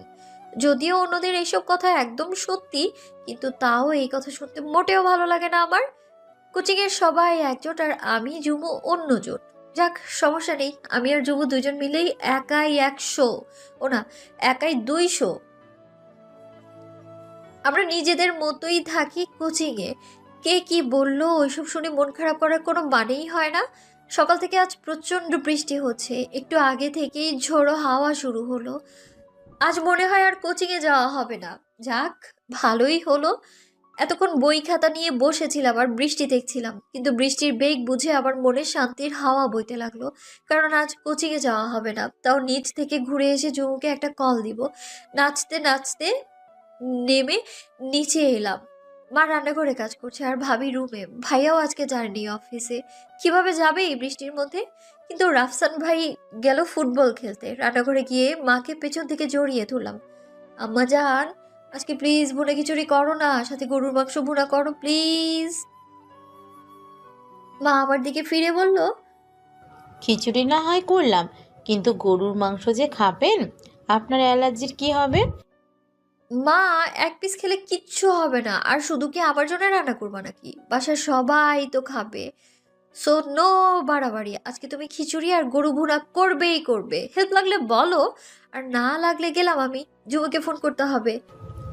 আচ্ছা, আমার ফুল রান্না করে দিব, কিন্তু মাংস এক পিসের বেশি খাওয়া যাবে না, আর আমার লাগবে না সাহায্য। যা তুই। আমার জানের কপালে একটা চুমু দিয়ে আবারও নাচতে নাচতে গেলাম বাবার রুমে। গিয়ে দেখলাম বাবা আমার এই ঠান্ডা আবহাওয়ায় ঘুম বিলাস করছে। ভাবলাম বাবার সাথে আড্ডা দিব, কিন্তু এখন তো আর তা সম্ভব না। রুমে গিয়ে ঝুমুকে কল দিলাম। একটু পরে সে কল রিসিভ করলো। হ্যাঁ ফুল, বল। বেব, তুই এখনো ঘুম? ভাই আজকে যে বৃষ্টি হচ্ছে না, কোচিংয়ে তো যাওয়াই লাগবে না। আমার না অনেক খুশি লাগতেছে। আজ আর 3 ঘন্টা বসে থাকাও লাগবে না। কি যে বলিস না, দেখবি একটু পরেই বৃষ্টি নেই। এখনকার বৃষ্টি তো শুধু এখনই তুফান এসে উল্টিয়ে দেয়, আর এখনই আবার রোদে চিকচিক। আজ আবার পরীক্ষাও আছে, দোয়া করি যেন বৃষ্টি চলে না যাক। হ্যাঁ, আমি রাতেই পড়ে নিয়েছিলাম পরীক্ষার পড়া। আমিও দোয়া করি বৃষ্টি না যাওয়ার জন্য। পরীক্ষা হলে তো 2 ঘন্টা হবে, তার মানে 3টা থেকে 5টা পর্যন্ত থাকবে আজকে কোচিং। আচ্ছা বেব, কল রাখছি। তোর ভাইয়া কল দিচ্ছে, পরে ফোন দেব। যা যা প্রেম কর। কল কেটেই আফসোস করতে লাগলাম।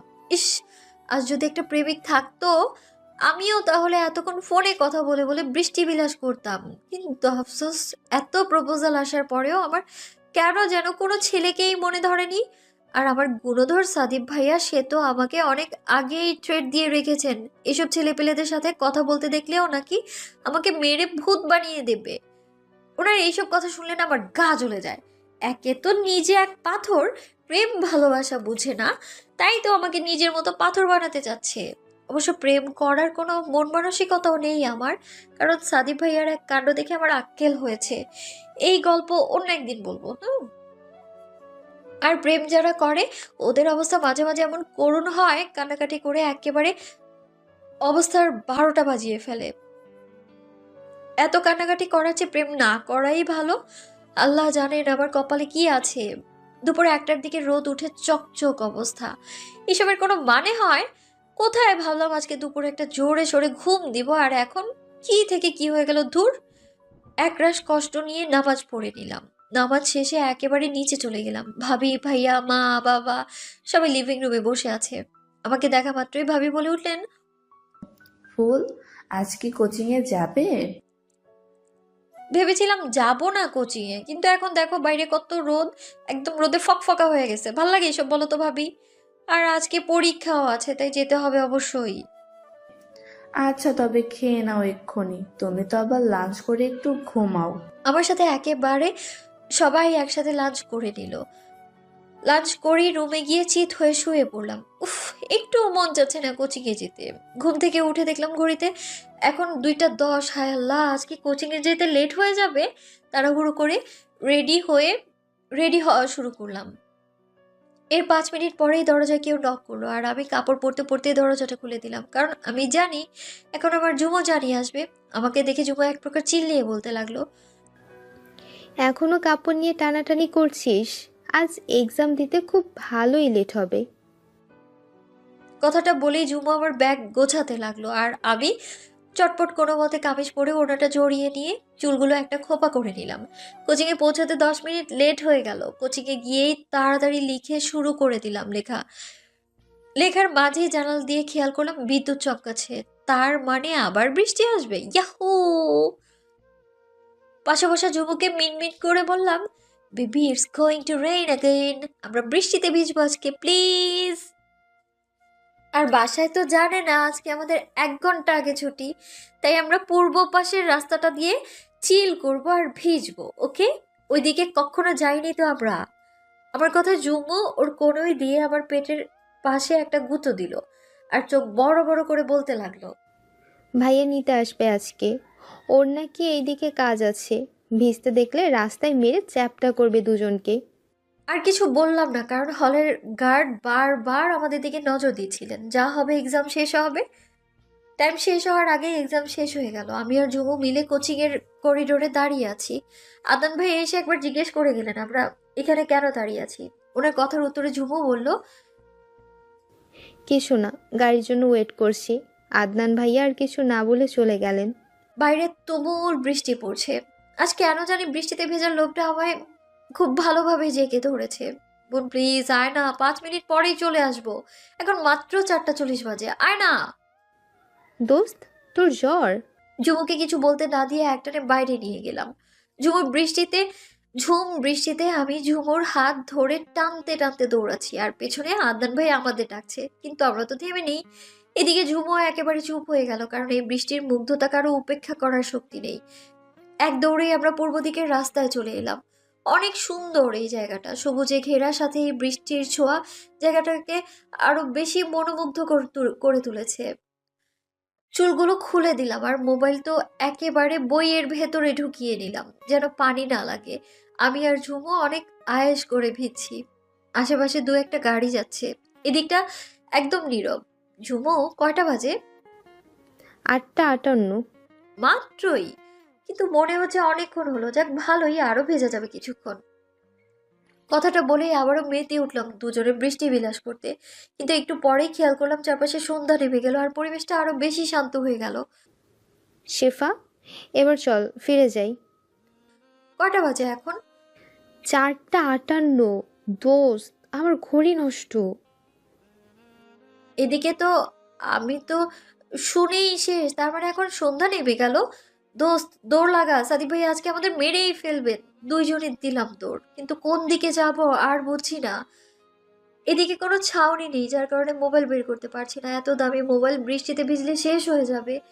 দুজন কিছুক্ষণ চিন্তা করতে লাগলাম কোন দিকে যাব, কিন্তু না বুঝতে পারছি না, কোনোভাবেই বুঝতে পারছি না। কোত্থেকে একটা গাড়ি আমাদের সামনে এসে দাঁড়ালো আর ওই গাড়ি থেকে বের হলেন এক তরুণ ছেলে, তার সাথে ড্রাইভার।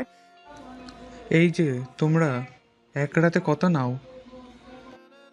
কথাটা শুনে এক বিশ্রী গালি আসলো মুখে। চুপ না থেকে বলে উঠলাম, এই শালা, তোর কি আমাদের পতিতা মনে হচ্ছে? হ্যাঁ, এমন জায়গায় মারবো না, একেবারে জান বের করে দেব। আমার কথা ছেলেটা বিশ্রীভাবে হাসতে লাগলো আর এক হাতে আমার হাত চেপে ধরলো, অন্যদিকে ড্রাইভার চেপে ধরলো ঝুমুর হাত। দুজনই যতই সাহস দেখায় না কেন, এখন তো প্রাণটা উড়ে যাচ্ছে ভয়ে, কিন্তু ভয় পেলে তো ইজ্জত যাবে। তাই ঝুমু আমার দিকে ইশারা করতে দিলাম দুজনে ওই কুকুর দুইটার মেইন পয়েন্টে একটা লাথি। সাথে সাথেই দুজন ছিটকে পড়ে কাতরাতে লাগলো, আর আমরা তো ভয় আর ঠান্ডায় গা কাঁপছে আমাদের। আজ বেশ জ্বর আসবে বুঝতেই পারছি, এমনিও আমার ঠান্ডায় খুব বেশি সমস্যা আছে। এমন জোরে মেরেছি এরা দুজন উঠতেই পারছে না। আমি আর ঝুমু আবারও দৌড় দিতে যাব, তখন দেখলাম হঠাৎ একটা গাড়ি স্পিডে এসে আমাদের সামনে থেমে গেল। গাড়ি থেকে নেমে এলো সাদিক ভাইয়া, চোখ প্রচন্ড লাল, তার পাঞ্জাবির এক হাতা বটানো আর এক হাতে এলোমেলো। বোঝাই যাচ্ছে ওনার উপরে ঝড় বয়ে গেল, কিন্তু এই ঝড় বৃষ্টির ঝড় না, অন্যরকম ঝড়। আর এই ঝড়ে আমি ভেসে যাব অনেক দূরে, তাও খুব বাজে ভাবে। এটা আমি খুব ভালো করে বুঝতে পারছি। সাদিক ভাইয়া আমার আর ঝুমুর দিকে এগিয়ে আসতে লাগলেন, আর তখনই গাড়ি থেকে ড্রাইভার নেমে আসলো। ও মা! ড্রাইভারকে রেস্ট করতে দিয়ে সাদিক ভাইয়া নিজে গাড়ি ড্রাইভ করছিলেন, কিন্তু কেন? আমার এসব জল্পনা কল্পনা শেষ না হতেই সাদিক ভাইয়া চিৎকার আমার কানে প্রবেশ করলো। এই লোকগুলো এখানে এভাবে কাতরাচ্ছে কেন? আগে আমাকে কাহিনী বলে দের, তারপর তোদেরকে দেখছি। সাদিক ভাইয়ের চিৎকারে আমি ঝুমুর পিছনে গিয়ে লুকালাম। কি জোরে চিৎকার দেয় রে ভাই! যুবা এক নিঃশ্বাসে বলে উঠলো, আসলে ভাই, এরা আমাদের প্রস্টিটিউট বলে। আমাদের রেট জিজ্ঞেস করছিল। এই ব্লু শার্ট পরা ছেলেটা শেফার হাত ধরে, অ্যান্ড এই যে টাকলা লোকটা আমার হাত ধরে টানাটানি করছিল। তাই আমি আর শেফা বুদ্ধি করি ওদের মানে। ঝুমুর কথা শেষে সাদিপ ভাইয়া পাঞ্জাবের এলোমেলো হাতাটা ঠিক করে হাত দিয়ে ওনার কপালে কিছুক্ষণ ঘষা মাজা করতে করতে আশেপাশে কিছু একটা খুঁজতে লাগলেন। আর এইদিকে ওই নীল শার্ট পরানো লোকটা একটু উঠতে নিলেই সাদিপ ভাইয়া এক দৌড়ে গিয়ে লোকটাকে ধুপ করে একটা লাথি মেরে দিল। আর সাথে সাথে ওই লোক গিয়ে পড়লো তার ড্রাইভারের উপর। ব্যাস শুরু হলো সাদিপ ভাইয়ার কন্টিনিউয়াসলি লাথির বৃষ্টি। এই সুঠামদেহী মানুষটার হালকা হাতের থাপ্পড়েই অনেক ব্যথা, তবে এদের তো উনি সম্পূর্ণ গায়ের জোর দিয়ে মারছেন। আজ তো এদের হাড় ভেঙেই উনি দম নেবেন। ছেলেদের আকুতি মিনতি সাদিপ ভাই কানেও নিচ্ছেন না। এখন গুড়ি গুড়ি বৃষ্টি হচ্ছে, মুষলধারে বৃষ্টিটা থেমে গিয়েছে অনেক আগেই। আমি আর জুমু দাঁড়িয়ে আছি, আর ড্রাইভার আমাদের মাথার উপর ছাতা ধরে দাঁড়িয়ে আছেন। আমরা সাদিপ ভাইয়ার মাইট দেখছি, উনি এখনো এদের মারছেন আর চিল্লাচ্ছেন। সাহস, এত সাহস, যাদের আমি তোদের মতো অমানুষ থেকে বাঁচিয়ে রাখি, আর সেখানে তুই কি না? তোর এত সাহস দেখে তো আমি অবাক হলাম রে। যাদের আমি ফুলের টোকাও পর্যন্ত দেই না, আর সেখানে ওদের কি বললি তুই? উফ, আমার জানদের দিকে তাকানোর শাস্তি ভোগ কর এখন। বলেই উনি ওনার মতোই মারছেন। আশেপাশে অনেক মানুষ এখন, তবে কেউ সাদিপ ভাইকে থামাচ্ছে না। সাদিপ ভাইয়ার মতো পলিটিশিয়ানকে চিনে না কেউ নেই। আর হয়তো সবাই ওনার রাগ সম্পর্কেও জানে, তাই ওনাকে কেউ কিছু জিজ্ঞেস বা কিছু বলার সাহসও করছে না। আসলে সাদিপ ভাইয়ার এখন মাইর থামানো উচিত না। এইসব অমানুষ যারা মেয়েদের সম্মান করতে জানে না, শুধু পণ্য হিসেবে জাজ করে, এদের এমন মাইর দেয়াই উচিত, যাতে কখনো মেয়েদের কিছু বলার আগে 10 বার চিন্তা করে। বেশ কিছুক্ষণ পরে সাদিপ ভাইয়ার বডিগার্ডদের গাড়ি এসে আমাদের সামনে থামলো। বডিগার্ডরা নেমেই সাদিপ ভাইয়ার দিকে এগিয়ে গেল। সাদিপ ভাইয়া ওই লম্পট দুটোকে মেরে এতক্ষণে শান্ত হলেন একটু আগে, কিন্তু ওই জায়গা থেকে আর নড়ছেন না। এক পলকে ওই অমানুষদের দিকে তাকিয়ে আছেন। শুধু কিছুক্ষণ পরপর ওনার চুলগুলোকে উপরের দিকে ঠেলে দিচ্ছেন। কি ভাবছেন সাদিপ ভাইয়া মনে মনে আল্লাহ জানেন। সরি স্যার, আসলে আপনার গাড়ি কখন কোন দিকে চলে গিয়েছিল তা আমরা বুঝতে পারিনি। We are extremely sorry sir. বডিগার্ডদের মধ্যে একজন বলে উঠলেন। সাদিপ ভাইয়া কিছু না বলেই এক পলক বডিগার্ডটার দিকে তাকালেন আর বলে উঠলেন, আমি গাড়ি নিজের মাপে চালিয়েছি, তাই আপনারা আমার গাড়ি ফলো করতে পারেননি। শহীদ সাহেব, ওইসব কথা বাদ দিন।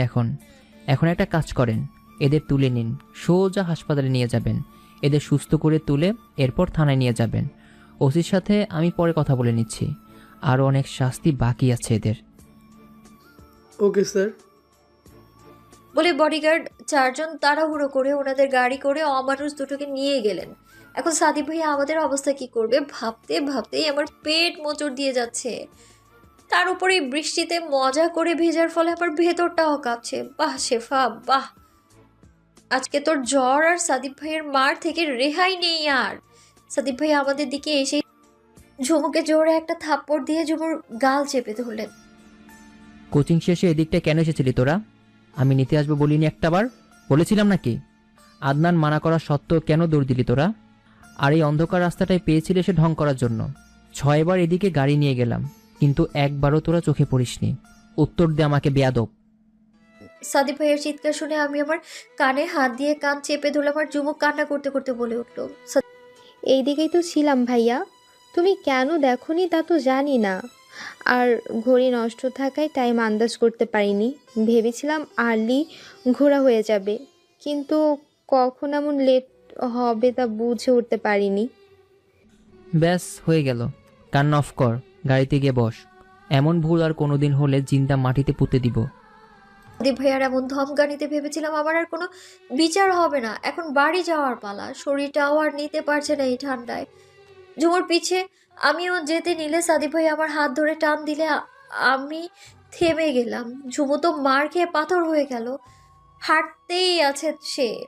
পিছে যে আমার কি হাল হবে সে আর ফিরেই দেখছে না, নাকি সে জানে আমার বিচার এখনো বাকি আছে, তাই সে যেচে আমার সাদিপ ভাইয়ার কাজে ইন্টারফেয়ার করছে না। আর সাদিপ ভাই আমার হাত ধরে টেনে একদম ওনার কাছে নিয়ে নিলেন।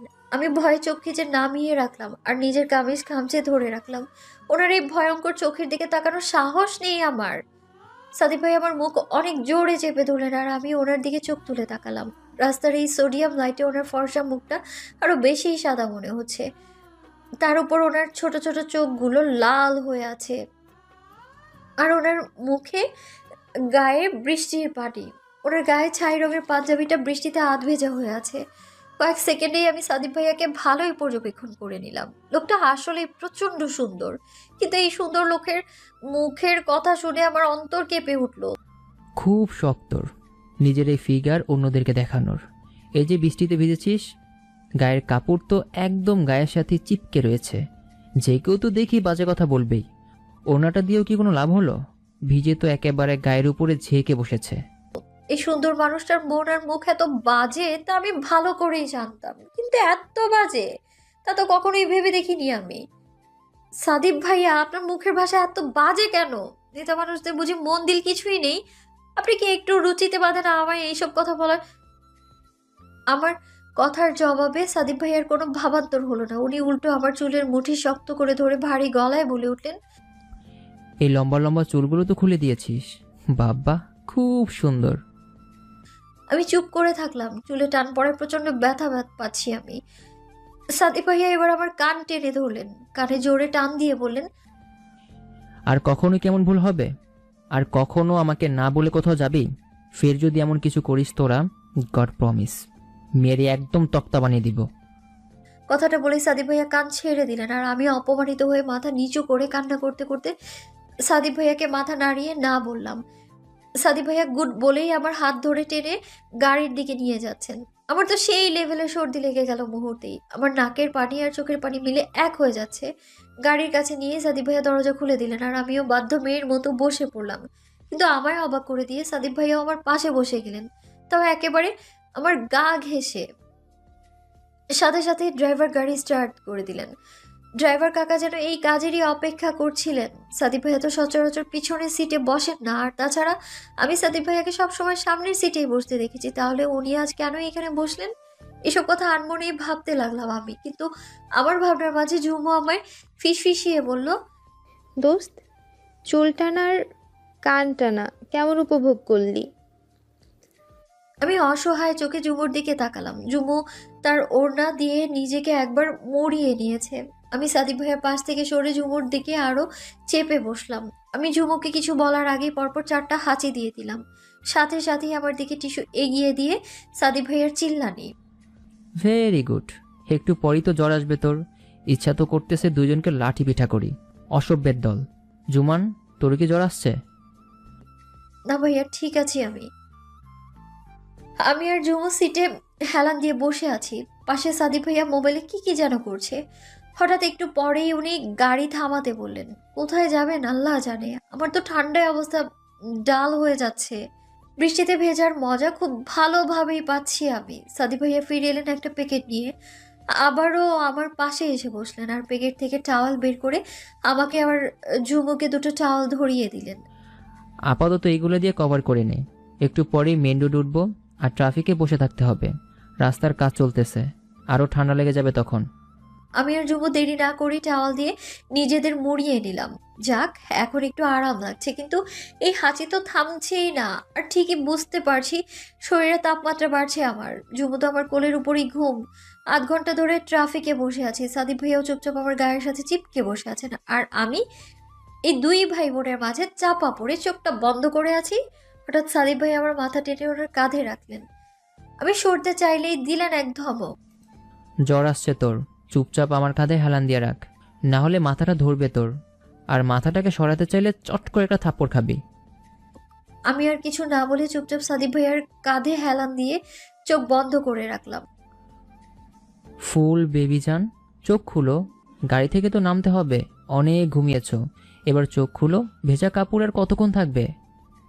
এমন আরো কিছু লাইন আমার কানে ভেসে আসছিল, কিন্তু চোখের মাঝে যেন ঘুমের রাজ্যের ঘুম ঝেঁকে বসলো। খুব কষ্ট করে চোখ মেলে তাকালাম। তাকিয়ে দেখলাম সাদিক ভাই আমার দিকে ভ্রু কুঁচকে তাকিয়ে আছে। ওহ, উনি! ধুর, ঘুমের মাঝে কি ভাবতে লাগলাম আমি। আমার চোখ খুলতে সাদিক ভাই আমাকে ধরে নামালেন গাড়ি থেকে। আমি ওনার হাত ছাড়িয়ে নিলাম। সাদিক ভাইয়া কিছু বলতে যাবেন তার আগেই ইতি আপু এসে আমাকে ভিতরে নিয়ে গেলেন। রুমে যেতে খালামণি আমার কপালে গলায় হাত দিয়ে তাপমাত্রা চেক করতে লাগলেন। তোদের সাদিব বকা দিয়ে খুব ভালো করে। 2 বোন হয়েছিস কার মতো তোরা? কারো পড়া করিস না কেন তোরা? এখন যে তোর জ্বর বাঁধিয়েছিস, সাদিব এখানে না এনে তোদের বাসায় নিয়ে গেলে তোর মায়ের মায়ের থেকে বাঁচতে পারতি? লেকচার দিতে দিতেই খালামণি আমার গায়ে টাওয়াল দিয়ে আমার মাথা শরীর মুছতে লাগলেন, আর আমি চুপচাপ খালামণির কথা শুনছি। ঝুমু ওয়াশরুম থেকে বের হতেই ইতি আপু আমায় কাপড় দিয়ে বলল, ফুল, ওয়াশরুমে যেতে পারবি একা, নাকি আমার হেল্প লাগবে? না শেষ আপু, আমি একা যেতে পারবো বলে ওয়াশরুমে চলে গেলাম। ফ্রেশ হয়ে প্লাজো আর টি শার্ট পরে নিলাম। ইতি আপু গরম পানির বোল এনে দিলেন আমায়। আমি আর ঝুমু মিলে গরম পানির ভাগ নিচ্ছি। আমার জ্বর এসে কাঁপা কাঁপে ছুটে গেল, কিন্তু ঝুমু দিব্যি রাফসান ভাইয়ের সাথে মোবাইলে কথা বলছে আর পানির ভাব নিচ্ছে। একটু পরে খালামণি এসে আমাদের গরম গরম স্যুপ খাইয়ে দিল, আমাকে তিতা সিরাপ আর সাথে কিছু ট্যাবলেট খাইয়ে এরপর খালামণি রুম থেকে গেলেন। ওষুধ আর খাবার খেয়ে আমি কম্বল মুড়িয়ে শুয়ে পড়লাম। ইত্তি আপু আমার মাথায় হাত বুলিয়ে দিচ্ছে আর আমি আস্তে আস্তে ঘুমের দেশে পাড়ি জমাচ্ছি। জ্বর আস্তে আস্তে বাড়ছে এটা আমি বেশ বুঝতে পারছি, আর তার সাথে খেয়াল করছি কেউ আমার হাতে কিছু একটা মালিশ করছে। চোখ খুলে আশপাশে বোঝার চেষ্টা করতে লাগলাম। আমার পাশে ঝুমু ঘুম আর অন্য পাশে ফিরতে আমার হুঁশ উড়ে গেল। সাদিপ ভাই আমার হাতে কিছু একটা মালিশ করছে, আর ইতি আপু ভাইয়ার পাশে বসে আছে। মালিশ করার পাশাপাশি সাদিপ ভাইয়া কিছু একটা পরে আমার গায়ে ফু দিচ্ছেন। একটু চোখ খুলেই আমি আবার বন্ধ করে দিলাম, কারণ আমি জানি এটা আমার মনের ভুল যা আমার জ্বরের প্রভাবে হচ্ছে। এই জ্বরের কারণে তখন গাড়িতে কি কি কল্পনা করে বসলাম আমি, আর এখন এই অসম্ভব কাণ্ডটা। জ্বর আমাকে ভালোভাবেই আপন করে নিয়েছে।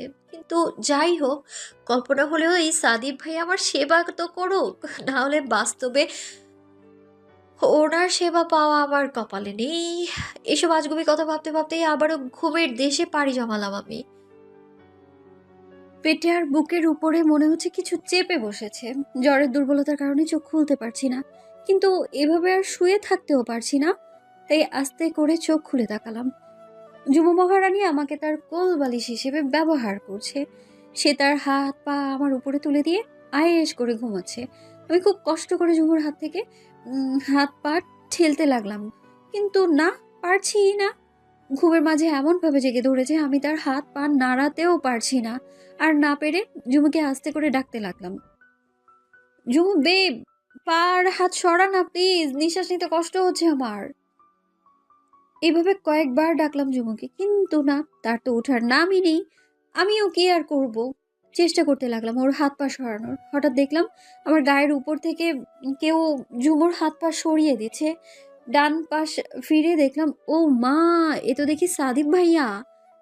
উনি ঠিক আমার পাশেই, তবে খাটের একদম কিনারায় আধ শোয়া হয়ে বসে আছেন, আর ওনার এই লম্বা হাত দিয়ে ওই কিনারা থেকে আমার গায়ের উপর থেকে ঝুমুর হাত পা সরাচ্ছেন। কেন যেন মনে হচ্ছে আবারও এটা একটা জ্বরের ভ্রম আমার, কারণ সাদিপ ভাইয়া এখন এই সময় এইখানে, ইটস ইম্পসিবল। ঝুমুর হাত পা সরিয়ে দিয়ে আমার আর ঝুমুর মাঝে উনি একটা কোলবালিশ দিয়ে দিলেন। সাদিপ ভাইয়া খাট থেকে উঠতে নিলেই আমি ওনাকে ক্লান্ত ভরা কণ্ঠে বলে উঠলাম, ভাইয়া আপনি এইখানে? আপনি কি সারা রাত এপাশেই ছিলেন? আমার কথা শুনে সাদিপ ভাইয়া থেমে গেলেন। আমার কাছে এসে আমার কপালে হাত রেখে আবারও খাটে বসলেন, কিন্তু আমার কথার কোনো উত্তর দিলেন না। আমার কেমন যেন লাগছে, সবকিছু মাথায় আসছে না। সাদিপ ভাইয়া এইখানে আমার পাশে ছিলেন সারা রাত, আর তাছাড়া এখন আবার জ্বর চেক করছেন, কিন্তু আমার কথার কোনো উত্তর দিচ্ছে না কেন সে? এত কিছু তো আর ভ্রম হতে পারে না। আবারও বলে উঠলাম, ভাইয়া আমি আপনাকে কিছু জিজ্ঞেস করেছি, কিছু তো বলুন। চুপচাপ ঘুমা, তোর এই ছোট্ট মাথাটায় এত কিছু লোড নিতে হবে না। তোর এই লো ভয়েসে আর একটা কথা বলবি না। বলে উনি ইতি আপুকে ডাকতে লাগলেন। ইতি, এই ইতি, এই পাশে চলে আয় তুই, আমি যাচ্ছি, ভোর হতে চললো তো। সাদিপ ভাইয়ার ডাক শুনে ইতি আপু ঝুমুর পাশ থেকে উঠে আমার পাশে শুয়ে পড়লো, আর সাদিপ ভাইয়ার সাথে সাথে রুম থেকে চলে গেলেন। কি আজব, সাদিপ ভাইয়া এখানে ছিল, ব্যাপারটা কি ইতি আপু জানে? কারণ আম, সাদিপ ভাইয়ার কথায় ইতি আপু কোনো রিয়াকশন দেয়নি। তাছাড়া ইতি আপু আমার পাশে ঘুমানোর কথা, কিন্তু ও তো ঝুমুর পাশে ছিল। ধুর, আল্লাহ জানেন কি ঘটনা ঘটেছে। আর ভাবতেও ইচ্ছে করছে না এই বিষয়ে। যার যেখানে ইচ্ছা সেখানে থাকুক, আমার কি। সকালে ঘুম ভাঙতেই দেখলাম ইতি আপু ঘুমে কাদা, আর ঝুমু পাশে নেই, হয়তো ওয়াশরুমে। সামান্য বৃষ্টিতে ভেজার কারণে পুরো শরীরে জ্বরের দুর্বলতা বিচরণ করছে। আর ভালো লাগছে না বিছানায় শুয়ে থাকতে, তাই অনেক কষ্ট করে উঠে একেবারে বেলকনিতে চলে গেলাম। সাথে নিলাম আমার জান, মোবাইল আর ইতিয়াপুর ইয়ারফোন। সাদিক ভাইয়াদের বাসা তো মাশাআল্লাহ রাজমহল থেকে কম না, খুবই সুন্দর। আর সবচেয়ে বেশি আকর্ষণ করে ওনাদের বাড়ির সামনের এই সুন্দর বাগানটা। এখনো কিছু সার্ভেন্ট বাগানের পরিচর্যা করছেন। কত রকমের যে ফুল গাছ ফল গাছ আছে এখানে, তা গুণে শেষ করা যাবে না। আর বাগানের মধ্যখানে অনেক সুন্দর করে ডিজাইন করা বসার জায়গা আছে উপরে ছাউনি দিয়ে। খালামণির বাসায় আসলে বিকেল টাইমে এখানে আড্ডাটা বেশ ভালোই জমে। বেলকনিতে দাঁড়িয়ে বাগানের চারদিকে চোখ বুলিয়ে কানে ইয়ারফোন গুঁজে দিলাম আর এই মেঘলা আবহাওয়া উপভোগ করতে লাগলাম। ঘুম থেকে দেরিতে ওঠার কারণে সাদিক ভাইয়া আজ মিটিং বাসায় রেখেছে। অবশ্যই এই কাজও প্রায় করে। সবসময় এমন মিটিং সে তার রুমের পাশে অফিস রুমে করে, কিন্তু সে আজ মিটিং বাগানের সেই সুন্দর ছাউনি দিয়ে তৈরি করা জায়গাটাতে করবে। তাই সাদিফ রেডি হয়ে তার প্রয়োজনীয় কাগজপত্র, ল্যাপটপ, আরও প্রয়োজনীয় জিনিসপত্র নিয়ে সেই জায়গায় চলে গেল। উপরের দিকে তাকাতেই দেখলো আমি অন্য পাশে মুখ করে দাঁড়িয়ে আছি, কিন্তু আমার লম্বা চুলগুলো দেখা যাচ্ছে। সাদিফ ভাইয়ার মেজাজ এটা দেখেই চরম খারাপ হয়ে গেল। সাদিফ ভাই আনমনে বলে উঠল, যার জন্য আমার বাসার অফিসে মিটিং না করে এইখানে এসেছে, সে নিজের মনের আনন্দে ব্যালকনিতে দাঁড়িয়ে প্রকৃতি বিলাস করছে। শেফা, এই শেফা, ভেতরের রুমে ভেতরে যা। কথাগুলো সাদিফ কয়েকবারে বলে উঠলো আমায়, কিন্তু আফসোস আমার কানে তো ইয়ারফোন গুঁজে থাকা, তাই সাদিফ ভাইয়ার কোনো কথাই শুনতে পেলাম না। কিছু একটা আন্দাজ করতে পেরে সাদিফ ভাইয়া বাসার দিকেই এগিয়ে যাচ্ছিল। ঠিক তখনই শেখ সাহেব, আরিয়ান সাহেব আর আফিফ সাহেব যথারীতি স্থানে চলে আসলো। সাদিফ ভাই তো চরমভাবে রেগে গেল, কারণ এখান থেকে আমার পেছন দিক দেখা যাচ্ছে ভালোই, আর সে আমার চুলগুলো সামনে নিয়ে ফেলার কারণে এখন পিঠ পুরোটাই খালি। সাদিফ ভাই দ্রুত মিটিংয়ে আসা মানুষদের সামনে এগিয়ে গেল আর বলতে লাগলো, সরি, আপনাদের এত কষ্ট করে আমার বাসায় আসতে হলো, কিন্তু মিটিংটা এখন আবারও আমার অফিস রুমে করার সিদ্ধান্ত নিলাম। প্লিজ এদিকটা আসুন। সাদিফের কথায় সবাই মুচকি হেসে কুশল বিনিময় করে সাদিফের পিছে হাঁটা দিল। হঠাৎ একজনের কথায় সাদিফ বেশ অবাক হলো। 2 তলার ব্যালকনিতে দাঁড়ানো সেই মেয়েটি কে সাদিফ ভাই? কথাটা শুনে সাদিফের প্রচন্ড রাগ লাগলেও সে হাসি মুখে বলে উঠল, কই, কোথায়? আমি তো কাউকে দেখিনি। এটা আপনার মনের ভুল হবে হয়তো। সাদিফের কথার উত্তরে লোকটি আর কিছুই বলল না, বরং একটা মুচকি হাসি দিল। সবাইকে নিজের রুমের পাশের অফিস রুমে বসিয়ে সাদিফ ইতিদের রুমের দিকে এগিয়ে গেল। বেচারা শেফা এতক্ষণ দাঁড়িয়ে থাকতে থাকতে ক্লান্ত হয়ে রেলিংয়ে পা ছড়িয়ে বসে গেল। আল্লাহ, আজ কি ইতিয়াপুর ঘুম শেষ হবে না? আমার এই জুমু বান্দর তো জন্মের গোসল সারছে, বের হওয়ার নাম নিঃশ্বাসই নিচ্ছে না সে। হঠাৎ চুলে টান পড়ায় অনেকটা ভয় পেয়ে গেলাম। পেছন ফিরে তাকাতেই দেখি সাদিক ভাইয়া। তাড়াহুড়ো করে উঠতে গিয়ে গ্রিলের সাথে ধড়াম করে হাঁটুতে ব্যথা পেয়ে গেলাম। উফ বাবা রে! হাঁটুতে ব্যথা পাওয়া মানে একটা বড় আঘাতের ব্যথা থেকেও বেশি ব্যথা ফিল করা। সোজা হয়ে দাঁড়ানোর চেষ্টা করলাম, কিন্তু বাম হাঁটুতে ব্যথা পাওয়ার কারণে দাঁড়াতেই পারছিলাম না। এদিকে সাদিফ শেফার বোকামির কাণ্ড দেখতে লাগলো। এই মেয়েটা এমন কেন, এত চঞ্চল? আমি কোনো মতে গ্রিল ধরে দাঁড়ালাম, আর সাদিক ভাইয়া আমার কাছে এসে আমার গাল চেপে ধরে আমার কান থেকে ইয়ারফোন ছুটিয়ে বলতে লাগলেন, এইসব যদি লাগিয়ে আর বারান্দায় দাঁড়িয়ে থাকা হয়, তাহলে আমার চেয়ে খারাপ আর কেউই হবে না। কতবার ডাকলাম, কানে শুনিস না? শুনবি কেমনে? এসব ফালতু জিনিস লাগিয়ে রাখলে। আর এসব ড্রেস পরে বারান্দায় দাঁড়ানোর মানেটা কি? আমার বাসায় আসলে এসব ড্রেস পরে জাস্ট ঘুমাবি, কিন্তু এসব ড্রেস পরে আমার বাসায় হাঁটাচলা করা যাবে না, একদমই যাবে না। Got it? আমি হালকা মাথা দুলিয়ে হ্যাঁ বললাম। এরপর উনি আমার কাছে এসে আমার হাঁটুতে হাত রাখতেই আমি কেঁপে উঠলাম আর ওনার কাছ থেকে দূরে সরে গেলাম।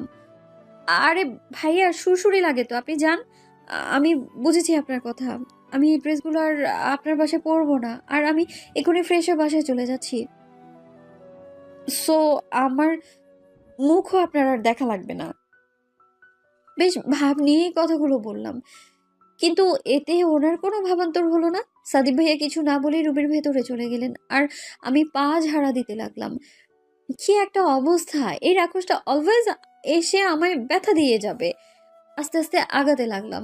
অমনি আবার উনি হুড়মুড় করে বেলকনিতে চলে আসলেন আর আমি হঠাৎ ওনার আগমনে ইমব্যালেন্স হয়ে পড়ে যেতে নিলেই আমার কোমর জড়িয়ে ধরলেন উনি। আর আমি ওনার পাঞ্জাবির উপরে পরনে কোটিটা শক্ত করে 2 হাত দিয়ে চেপে ধরলাম। সাদিক ভাইয়া রাগেই গলায় বলতে লাগলেন, সামান্য হাঁটতেই পড়ে যাওয়া লাগে, আর যখন তখন বিষম খাস কেন? দেখি হেলান দিয়ে দাঁড়া। আসলেই তো আমি এত ভ্যাবলা কান্ত কেন আল্লাহ জানেন। সাদিক ভাইয়ার কথা মতো আমি গ্রিলের সাথে হেলান দিয়ে দাঁড়িয়ে পড়লাম। সাদিক ভাইয়া আমার সামনে হাঁটু গেড়ে বসে আমার আমার প্লাজো হাঁটু পর্যন্ত উঠাতে নিলেই আমি জোরে এক চিল্লানি দিলাম, না বলে। আমার এমন চিল্লানি উনি আশা করেননি, তাই অবাক চোখে আমার দিকে তাকিয়ে আছেন। কি রে, এভাবে চিল্লানি দিলি কেন ফুল? আমার তো একেবারে ঘুমই ছুটে গেল। আর ভাই, তুমি এখানে বসে আছো যে? ইতিয়াপু অবাক হয়ে বলেন, কিছু না, স্প্রেটা ওর হাঁটুতে লাগিয়ে দিস, আমার মিটিংয়ে দেরি হচ্ছে। বলেই সাদিক ভাইয়া হনহন করে চলে গেলেন। ইতিয়াপু তো প্রশ্নের সাগর বানিয়ে ফেললেন। কি হলো হাঁটুতে? ভাই কিছু করেছে? আচ্ছা ভালো কথা, তোর জ্বর কমেছে? ইতিয়াপু সব প্রশ্নের জবাব দিতে থাকলাম আমি, আর আমার হাঁটুতে স্প্রে করছে ইতিয়াপু। আমি এখনো সাদিক ভাইয়ার কথাই ভাবছি। ইস, আজ যদি চিল্লানি না দিতাম কত বড় কাণ্ড হয়ে যেত। ছি ছি, কি লজ্জা। ফ্রেশ হয়ে একটা কামিজ পরে নিলাম। সাদিক ভাইয়া যা অপমান করলো, এই লোকটার আমাকে নিয়ে এত কিসের সমস্যা আমি বুঝি না ভাই। কিন্তু যাই করুক, ওনার দেয়া স্প্রের কারণে হাঁটু ব্যথা নিমিষেই গায়েব হয়ে গেল। আমার জ্বরের কারণে আজ কোচিংয়ে যেতে হবে না। খালামণি সকালের নাস্তার টেবিলে এই সংবাদ ঘোষণা করে দিলেন। আমাকে আর জুম্মুকে পায় কে? আমরা তো চোখের ইশারা দিয়েই নাগিন ডান্স করছি। খালামণি, আমি আসি তাহলে, বাসে যাওয়ার প্রয়োজন এখন, মা বকবে না হলে। কোথাও যাওয়া হবে না, উপরে যা, গিয়ে রেস্ট কর।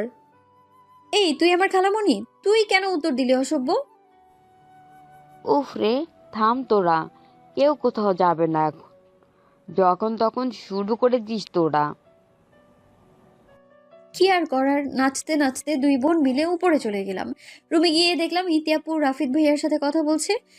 আমরা যেতেই ইতিয়াপু ভাইয়ার সাথে আমাদেরও কথা বলিয়ে দিলেন। রাফিদ ভাইয়া অনেক ভালো একজন মানুষ। বেলকনিতে গিয়ে দাঁড়িয়ে বৃষ্টি দেখতে লাগলাম। অবশ্য পুরো বেলকনি এখন থাই গ্লাস দ্বারা বন্ধ, তাও এই বৃষ্টিটা ভালোই উপভোগ করা যাচ্ছে। সাদিক ভাইয়াকে সেই সকালে দেখলাম, আর দেখা মেলেনি ওনার। তবে এখন কিছু নেতা টাইপ লোক দেখা যাচ্ছে নিচে, যারা পার্কিং এরিয়া থেকে নিজেদের গাড়ি করে চলে যাচ্ছেন, আর কেউ কেউ গাড়িতে বসার আগে আশপাশ ভালো করে দেখছে। বৃষ্টি থামতেই 3 জন মিলে নিচে নেমে এলাম। লিভিং রুমে বসতেই ভাবির আওয়াজ শুনতে পেলাম। অবাক চোখে তাকাতেই দেখলাম মা, বাবা, ভাইয়ারা আর ভাবি হাজির। কি রে ফুল, তুমি দেখি কাল থেকে ভাবিকে একটাও কল করলে না। খালার বাসায় এসে ভাবিকে ভুলে গেলে? ইস রে, ভাবিকে কি বলবো, এখন জ্বরের কথা জানলে সবাই আমাকে মেরে তক্তা বানিয়ে দিবে একদম। কিন্তু আমার সুইট খালামণি বলে উঠলেন, হ্যাঁ রে ইরা, বস তুই একটু। এই অবস্থায় দাঁড়িয়ে থাকিস না, হেঁটে এসেছিস নাকি? না খালামণি, গাড়ি করে এসেছি। এত করে বললাম ওনাকে গাড়ি লাগবে না, এইটুকুনিই তো পথ। উনি তাও গাড়ি করে নিয়ে আনলেন সবাইকে। যাক, বেশ হয়েছে, রেস্ট কর একটু। একটা ফ্যামিলি লাঞ্চ শেষে সবাই মিলে ঠিক করলাম ছাদে আড্ডা দিব। কিন্তু পরক্ষণে ভাবির কথা ভেবে সবাই বাগানের এই সুন্দর প্লেসে বসার সিদ্ধান্ত নিলেন। বাসার সিনিয়র সিটিজেনরা সবাই বসে আছে, আর আমরা বাকি সবাই বাগান ঘুরে ঘুরে দেখছি। ভাবিও আমাদের সাথে হাঁটছে। সাদিক ভাইয়া, ইসলাল ভাইয়া, রাফসান ভাইয়া একপাশে দাঁড়িয়ে কথা বলতে লাগলো। আমার চোখ বারবার সাদিক ভাইয়ার দিকে যাচ্ছে। কেন জানি ওনার হাসি মাখা মুখটা দেখলে আমার শুধু ওনার দিকেই তাকিয়ে থাকতে ইচ্ছে করে। সাদিক ভাইয়াকে গম্ভীর মুখে একদমই মানায় না। এখন আমার সাথে যতবারই ওনার আই কন্ট্যাক্ট হচ্ছে, আমি ততবারই নিচের দিকে চোখ নামিয়ে ফেলি। বড্ড লজ্জা লাগে রে ভাই। অন্যদিকে আমার এই লজ্জা মাখা মুখ আর আর চোখে তাকানোটা কেউ একজন বড্ড বেশি উপভোগ করছে। জুমু আর আমি মিলে একটা বড় সিদ্ধান্ত নিলাম কোচিংয়ের ব্যাপারে। যদিও আমাদের ইচ্ছে ছিল আমরা কোনো রকম পড়ালেখার প্রেশার ছাড়া কোচিং কোনো মতে চালিয়ে দেব, কিন্তু আদনান ভাই মহা কারবারি, সে আমাদের কোচিংয়ের রেজাল্ট সাদিক ভাইয়ের মোবাইলে পাঠিয়ে দেয়। এটা কোনো কথা? আমরা দুইজন খুব আয়েশ করে এক্সাম দিতাম, পড়লেও চলতো না পড়লেও চলতো, কিন্তু সাদিক ভাই আমাদের কোচিং রেজাল্ট দেখে আমাদের দুইজনকে খুব অপমান করেছেন। সেদিন খালামণিদের বাসা থেকে একেবারে রাতে খেয়েই বাসায় ফিরেছিলাম। দুই ফ্যামিলির সবাই একসাথে হলে খুব আনন্দে সময় কেটে যায়। বাসায় ফিরেই ফ্রেশ হয়ে শুয়ে পড়লাম। জ্বরের রেশ এখনো কাটেনি আমার। আমার গায়ে কাল থেকে এত জ্বর ছিল, ব্যাপারটা আমার পরিবার জানেই না। খালামণি আর আপুরা আমার জ্বরের কথাটা কত সুন্দর করে হ্যান্ডেল করেছেন। আর সব ক্রেডিট সাদিক ভাইয়াকে দিতে হবে মাস্ট, কারণ উনিই তো সব প্ল্যান করেছেন। সেদিন যদি কোচিং থেকে আমায় ওনাদের বাসায় নিয়ে না যেতেন, তবে মা আমার সেবা পরে করতো, আগে আমাকে কেলিয়ে নিত কতক্ষণ। আমার বিছানায় শুয়ে আছি, কিন্তু আমার মস্তিষ্কে সেই দিনের রাতের কিছু কথা বারবার সাড়া দিচ্ছে। জ্বরের তেজ কেমন তখন আমি জানি না, কিন্তু জ্বরে আমার গা পড়ে যাচ্ছিল। আর সেই সময় সাদিক ভাইয়া, ইতিয়াপু আর খালামুনির কথাগুলো একটু একটু করে আমার কানে প্রবেশ করছিল। আর যার স্মৃতিচারণ আমার এখন হচ্ছে ঘটনার একদিন পর। মা, ওর কি বেশি জ্বর আসছে? ডাক্তার আনতে হবে। আমি না বুঝতে পারছি না কিছু। আর প্লিজ খালামণিকে বলবেন এইসব। ওর জ্বরের কথা এখানের মধ্যে সীমাবদ্ধ রেখো। কেন রে? ওর জ্বরের কথা রুবি না জানলে কেমন হবে? শেফার মা বলে কথা। সামান্য একটা মেলার কারণে ওকে মেরেছিল খালামণি। আমি তো ছিলাম সেদিন ওকে রক্ষা করার জন্যে। ছোট মেয়ে ভুল করেছে তাই বলে মারবে? আর আজ কোচিংয়ের পর এইসব কাণ্ড করে জ্বর বাঁধিয়েছে জানলে অবশ্যই আবারও মায়ের খাবে মেয়েটা। তাই বলছি খালামণির কানে যেন না যায়। হ্যাঁ বাবা, বুঝতে পেরেছি। আহারে, ফুলটা জ্বরে একদম মজে গেল। ডাক্তার লাগবে না সাদি, ওষুধ খেলে আর জলপটি দিলেই হবে।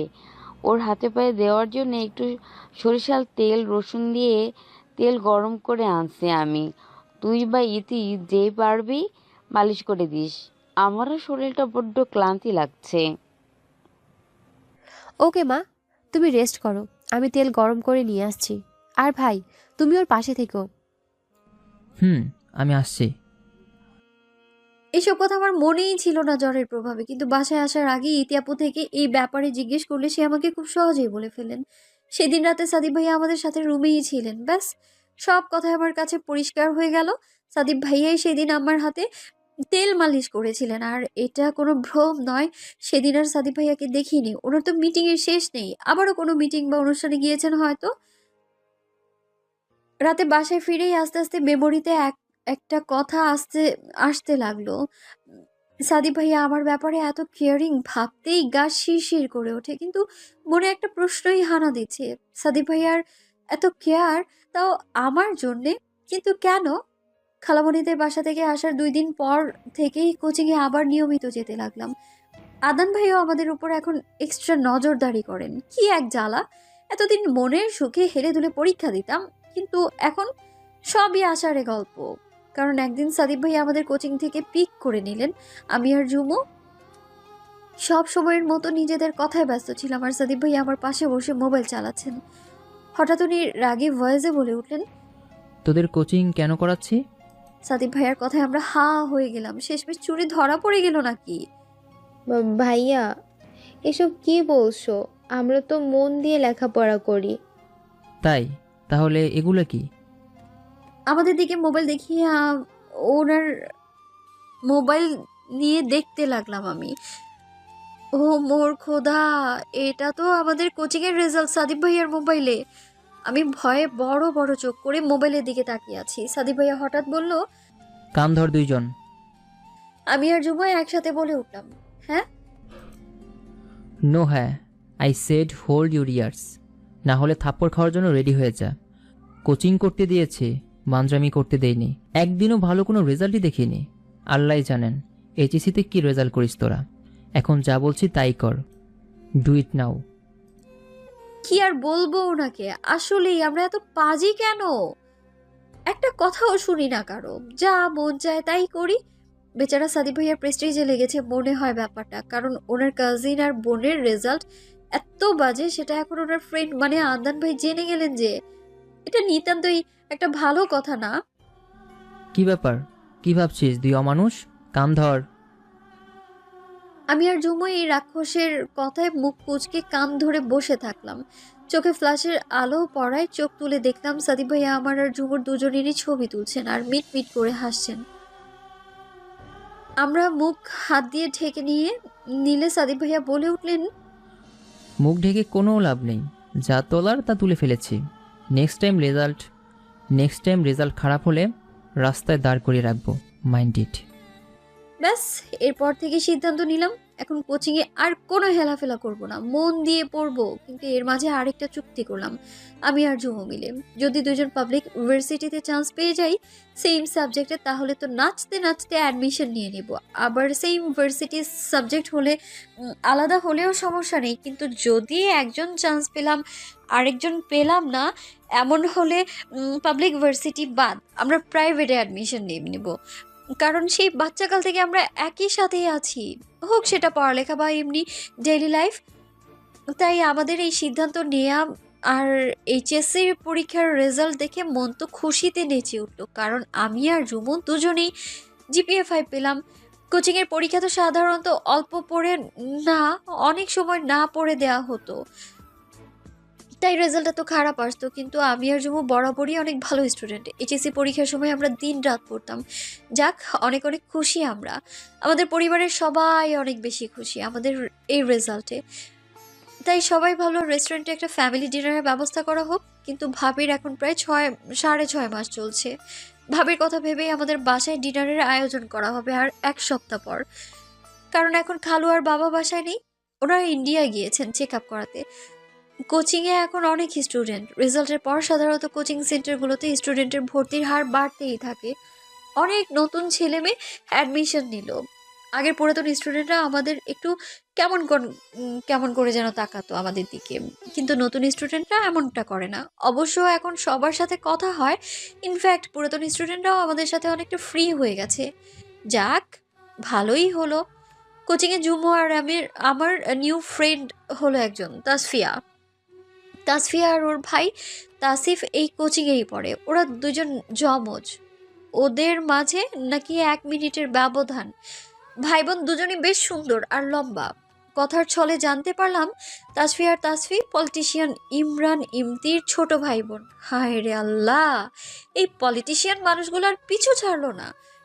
আজও কোচিং একটু আগেই শেষ হয়েছে, সবাই যার যার মতো চলে যেতে লাগলো, কিন্তু আমি আর ঝুমু একদিকে দাঁড়িয়ে মোবাইল চালাচ্ছি। হঠাৎ তাসফিয়ার আওয়াজে পিছিয়ে পড়লাম। হেই, তোমরা এখনো দাঁড়িয়ে যে? হ্যাঁ, ভাইয়া নিতে আসবে, তার ওয়েট করছি। তুমি এখনো যাওনি? আরে না, আমাদেরও ভাইয়া নিতে আসবে, তার জন্য অপেক্ষা করছি।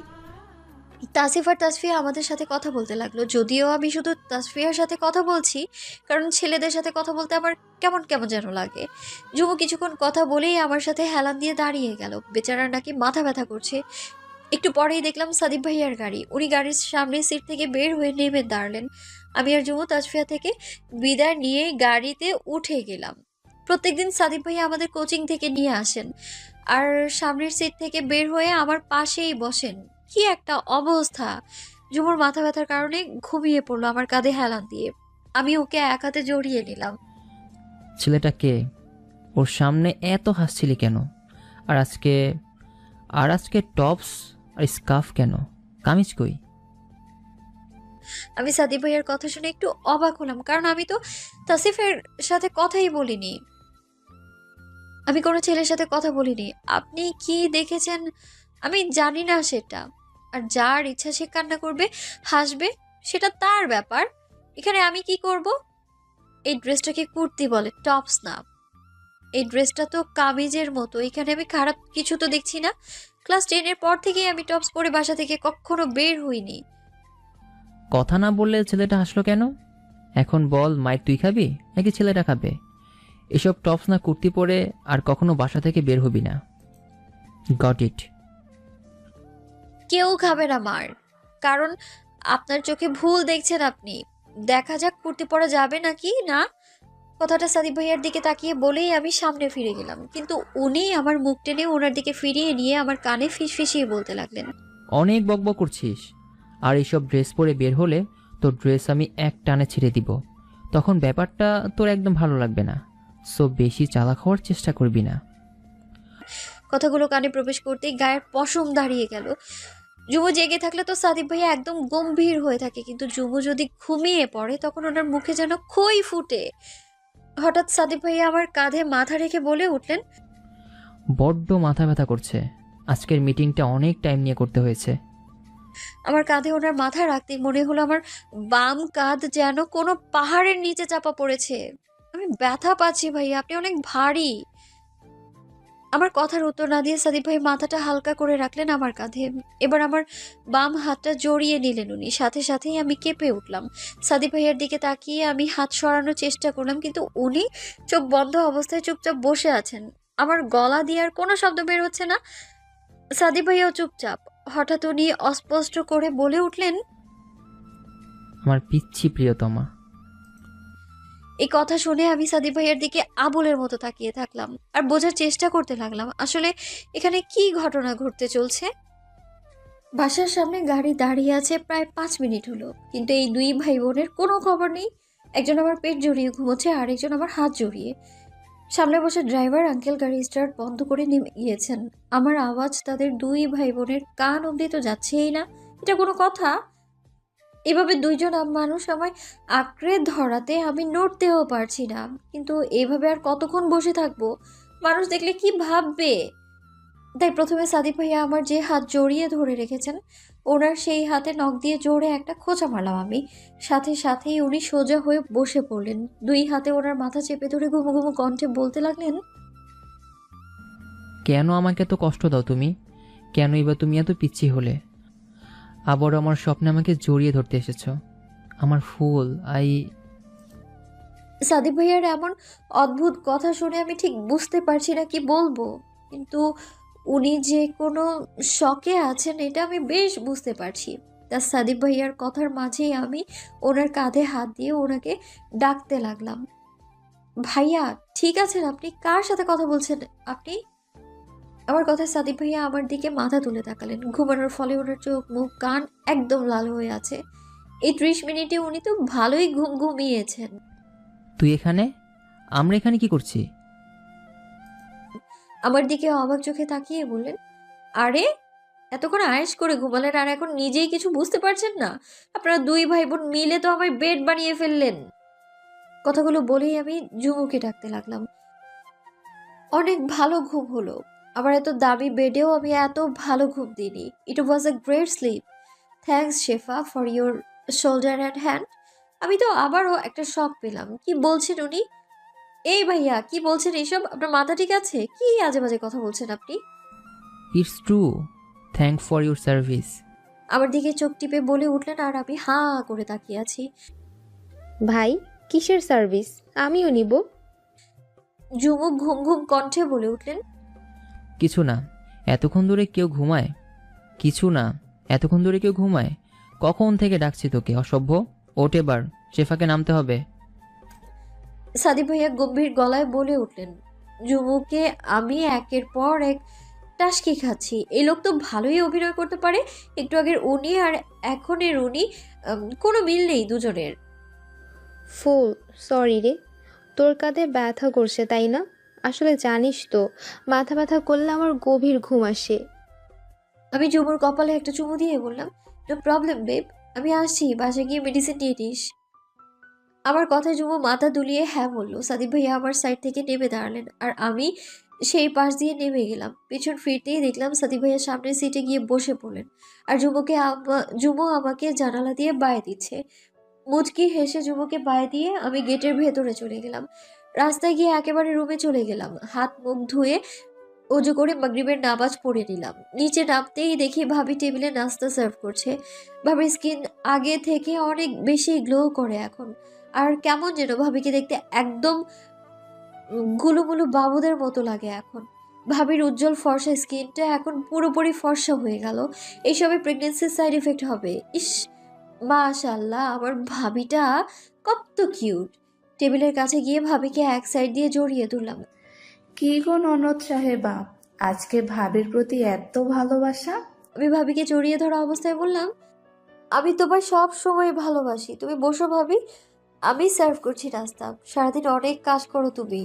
ভাবি আমার মাথায় হাত বুলিয়ে বললেন, আচ্ছা আমার ফুল, আমি বসলাম। ভাবি বসতেই আমি রান্নাঘর থেকে নাস্তা এনে টেবিলে রাখলাম। আমি আর ভাবি নাস্তা করতে করতে গল্প করতে লাগলাম। তখনই মা এলো। মাও আমাদের সাথে নাস্তা আর আড্ডায় যোগ দিলেন। ভাইয়ারা নাকি আগে খেয়ে নিয়েছেন। নাস্তা সেরে আবারও রুমে গেলাম, কারণ পড়ালেখা এখন একদম ফাঁকি দেওয়া যাবে না। আগে তো নাস্তা সেরেই না হয় টিভি বা ল্যাপটপ নিয়ে বসে যেতাম, কিন্তু এখন ডিরেক্ট বই নিয়ে বসলাম। রুমে হাঁটতে হাঁটতে পড়া শুরু করলাম। বেশ কিছুক্ষণ পর মোবাইলে কল আসলো, কিন্তু মোবাইল কই রাখলাম আর খুঁজেই পাচ্ছি না। শেষ পর্যন্ত ব্যাগে পেলাম। কোচিং থেকে এসে আর মোবাইল বেরই করা হলো না। মোবাইল নিয়ে দেখলাম ইতিয়াপুর কল, কিন্তু রিসিভ করতে পারলাম না। আমি কল ব্যাক করতে যাব, অমনি আবার আপু কল দিল। হ্যালো আপি? হ্যাঁ ফুল, কি করিস? এই তো আপু পড়ছিলাম। তুমি কি করো? আমি তো রাফিদের সাথে কথা বলে উঠলাম, তোর কথা খুব মনে পড়ছিল, তাই কল দিলাম। চলে এসো না তো আপু, 5 মিনিটের রাস্তা। আমার পড়া বাকি আছে, না হলে আমিই যেতাম ওই বাসায়। না বাবু, পড়া শেষ হলে ভিডিও কল দিস কেমন? পরশু তো দেখা হবেই তোদের বাসায়। কাল বাবা আর খালু আসবেন বিড়িতে। হ্যাঁ জানি আপু, দোয়া করো ওনারা যেন ঠিকঠাক ভাবে পৌঁছায়। আচ্ছা পড়া শেষে ভিডিও কল দিব। ওকে, আল্লাহ হাফেজ। আপুর কল রাখতেই আবারও পড়া শুরু করে দিলাম। ডিনার করতে নিচে নামলাম, কারণ মা বারবার ডেকে যাচ্ছিলেন খাওয়ার জন্যে। আমার সব খাবার ভালো লাগলেও এই সাদা ভাত আমার মোটেও পছন্দ না। তার উপর অ্যালার্জির জন্য আমি গরু, চিংড়ি, বেগুন খাওয়া একদম মানা আমার। প্রায় ভাত আমার মুরগি বা ডিম দিয়েই খেতে হয়। ভালো লাগে এইসব। কোনো রকমে ভাত আর আলু ভর্তা সাথে ডিম দিয়ে খেয়ে নিলাম আমি, কারণ একটাই আমার গুণধর মা। তার ধারণা সাদা ভাতে পুষ্টি বেশি, তাই মরে গেলেও ভাত গেলা ফরজ আমার জন্যে। তবে যখন বেশি রেগে থাকি তখন মা আমায় ভাত খাওয়াতে পারেন না। কিন্তু ঠিকই দেখি ভূতের রাজা সাদিব ভাইয়া কোত্থেকে যেন জেনে যান আর আমাকে কল দিয়ে জোর করে ভাত গিলাবেন। এই এক আজব কাণ্ড এদের। জুমাপু আর ইতিয়াপুর সাথে ভিডিও কলে কথা বলছিলাম। 3 বোন মিলে রাজ্যের আলোচনা জুড়ে দিলাম। ইতিয়াপুর বিয়ের আলোচনা থেকে শুরু করে কি কি আলাপে মগ্ন হয়ে গেলাম আমরা। আপুরা এমনভাবে বসেছে, ওদের পিছনে রুমের দরজাটা দেখা যাচ্ছে। আমরা ভাবলেশীনভাবে কথা বলতেই আছি। ইতি, রাফিদ কল করেছিল আমাকে। ওরা নাকি 2 মাস পরই আসছে বাংলাদেশে। শর্টস পরনে, গলার উপর টাওয়াল ঝুলানো, যার এক পার্ট দিয়ে মাথা মুছতে মুছতে রুমে প্রবেশ করে কথাগুলো বললেন সাদিব ভাইয়া। সাদিব ভাইয়াকে আমি কখনোই খালি গায়ে দেখিনি, আর তার উপর ওনার শর্টস পরনে। আমি মুখে হাত দিয়ে ওনার দিকে তাকিয়ে আছি, আর ওনার আওয়াজ শুনে আপুরা পিছিয়ে ফিরে গেল। সাদিব ভাই আমায় দেখা মাত্রই ভ্রু কুঁচকে সামনের দিকে এগিয়ে আসলেন। উনি বেডে বসে পড়লেন। ইতিয়াপু যুবক কথা বলতে লাগলেন সাদিব ভাইয়ার সাথে, আর আমি এখনো হা করে ওনার দিকে তাকিয়ে আছি। এখন এই রাতে উনি গোসল করলেন, তার উপর ওনার এই বডি মাসেল, ও মাশাআল্লাহ। সাদিব ভাইয়ার বুকে একটাও লোভ নেই। এই ছেলের মুখ, হাত, পা যেমন সুন্দর, বুক পেট আরো বেশি সুন্দর। সাদিব ভাইয়ের 6 প্যাক আমি এই প্রথম দেখলাম। আস্তাগফিরুল্লাহ, ছি শেফা, তুই নিজের কাজিনকে এভাবে লুচু মেয়েদের মতো দেখছিস? ছি। রিল্যাক্স, সাদিব ভাইয়া যত সুন্দর ততই ভয়ানক ওনার ব্যবহার। এসব কথা ভাবতে ভাবতে কখন থেকে ইতিয়াপু আর ঝুমু আমায় ডাকছিল, আমি তা খেয়ালও করি নাই। এই যে মিস, কোন ভাবনায় ডুব দিলেন? হ্যাঁ আপি? ও না, আমি এমনি একটা কথা ভাবছিলাম। বেবি জানিস, পরশু মামারাও আসবে তোদের বাসায়। ওই আমাদের বাসায় দাওয়াত, আর আমি জানবো না? ভাবির বাসার ওদেরও আসার কথা ছিল, কিন্তু ভাবির মা নাকি অসুস্থ। জানিস তুই, আমি ভেবেছিলাম তুই শুধু আজগুবি ভাবনায় ডুবে আছিস। তোরে আমি এখন সামনে পেলে না উড়াধুরা মাইর দিতাম একদম। এই চুপ, থাম তোরা। ইতিয়াপু হাসতে হাসতে আমাদের ঝগড়া মেটাতে লাগলেন। এভাবেই চলতে থাকলো আমাদের 3 বোনের কথাবার্তা। বাবার খালু আজকে আসবেন বাংলাদেশে। ওনাদের এয়ারপোর্টে নিতে গেলেন রাফসান ভাই। ইসলাল ভাইয়া আর সাদিব ভাইয়া তো ব্যস্ত মানুষ, অবশ্য ওদের কাজও অনেক বেশি। কোচিংয়ে আমি, ঝুমু আর তাসফিয়া মিলে বকবক করছি। একবার ভাবলাম তাসফিয়াকে দাওয়াত দিব আগামীকাল, কিন্তু ঝুমু নিষেধ করায় আর দাওয়াত দিলাম না। আজ সাদিব ভাইয়া নিতে আসলেন না, আগেই নাকি ঝুমুকে কল করে বলে দিয়েছিলেন। আজও তাসিফ আমার সাথে কথা বলতে চেয়েছিল, কিন্তু আমি বরাবরের মতোই চুপচাপ ছিলাম। বাসায় গিয়েই বাবার রুমে চলে গেলাম। আমি বাবাকে জড়িয়ে ধরলাম শক্ত করে। কেমন আছো বাবা? আমি তোমায় অনেক মিস করেছি। রিপোর্ট সব ঠিক আছে তো বাবা? বাবা আমার পিঠে হাত বুলিয়ে বললেন, হ্যাঁ, আলহামদুলিল্লাহ ভালো আসছে রিপোর্ট। তোর মা জানায়নি তোকে আমার রিপোর্ট? আমিও আমার মাকে অনেক মিস করেছি। হ্যাঁ বলেছিল, কিন্তু আমি তোমার মুখে শুনতে চাচ্ছিলাম। বাবা আমার কপালে একটা চুমু দিল। রাতে খেয়ে সবাই লিভিং রুমে আড্ডা দিতে লাগলো, আর আমি গিয়ে বাবার লাগেজ নিয়ে আসলাম, কারণ বাবা আমাকে বলেছে আমাদের জন্যে কিছু গিফট এনেছেন। আমি আমার জন্য আনা চকলেট, দুটো ড্রেস আর হিজাব নিয়ে চুপচাপ সোফায় বসে গেলাম। কি যে সুখ সুখ লাগছে এই জিনিসগুলো পেয়ে। সকাল হতেই মা ভাবির সাথে কাজে লেগে গেলাম, কারণ ভাবির তো এখন কষ্ট হবে কাজ করতে, আর মাও তো পারবে না এত কাজ একা করতে। দুপুরে আর রাতে দাওয়াত সবার। আজ নানু আসবে। নানু আবার অন্যরকম ভালোবাসা। ছোট থেকে নানুর আদর পেয়েছি শুধু আমি, কারণ আমি ছোটবেলায় দাদা দাদি দুজনকেই হারাই। আর আমার নানা তো মামার তৃতীয় জন্মদিনেই মারা গিয়েছিলেন। নানু একাই কষ্ট করে 3 ছেলে মেয়েকে মানুষ করেছেন। দুপুর 12টার আগেই সবাই উপস্থিত হলো আমাদের বাসায়। নানু আমার সেই সুন্দরী, আমাদের 3 বোনকে এক্কেবারে নিজের বুকের ভেতর ঢুকিয়ে নিলেন। আমার 3 প্রজাপতি। এই বুড়ো নানুকে কি দেখতে মন চায় না? ব্যাস শুরু করে দিলাম আমরা 3 বোন নানুর সাথে গল্প। আপু, দাদির জন্য গরম পানি দাও তো। পাশ ফিরে দেখলাম জুরাইন, আমার একমাত্র মামার একমাত্র ছেলে, ক্লাস 9-এর একটা দুরন্ত কিশোর। হ্যাঁ ব্রো, দিচ্ছি, একটু ওয়েট করো। খালা, খালু, আপু, জুমু, মামা, মামি, জুরাইন ভাইয়ারা সবাই ডাইনিংয়ে নাস্তা করছে, আর আমি আর মা সার্ভ করছি। সবাই উপস্থিত থাকলেও সাদিক ভাইয়া যে কোথায় আল্লাহ জানেন। ওনার তো কাজের শেষ নেই। বিকেলের দিকে সাদিক ভাইয়া আমাদের বাসায় আসলেন। তখন সবাই রুমে শুয়ে রেস্ট করছে। মা সাদিক ভাইয়াকে রাফসান ভাইয়ার রুমে পাঠিয়ে দিলেন ফ্রেশ হতে। কেমন যেন গম্ভীর হয়ে আছেন উনি। আমি টেবিল মুছতে ছিলাম। সাদিক ভাইয়া উপরে উঠতে নিলেই আমার সাথে চোখাচোখি হয়ে গেল। রাগী ভাবে এক নজর আমার দিকে তাকিয়ে হনহন করে চলে গেলেন উপরে। আমিও আর ভাবলাম না, মায়ের সাথে মিলে সাদিক ভাইয়ার জন্য খাবার গরম করতে লাগলাম। ফুলমা, যা তো সাদীপকে ডেকে নিয়ে আয়। আমি মায়ের কথায় উপরে রাফসান ভাইয়ার রুমে গেলাম। নক করতেই উনি বলে উঠলেন, কামিন। আমি দরজা ঠেলে ঢুকে গেলাম রুমে। আমাকে দেখা মাত্রই সাদিক ভাইয়ার টাওয়ালটা বেডের উপরে ছুঁড়ে মারলেন। ভাইয়া আসুন নিচে, খাবার গরম করে দিয়েছি, মা আপনাকে খেতে রাখছে।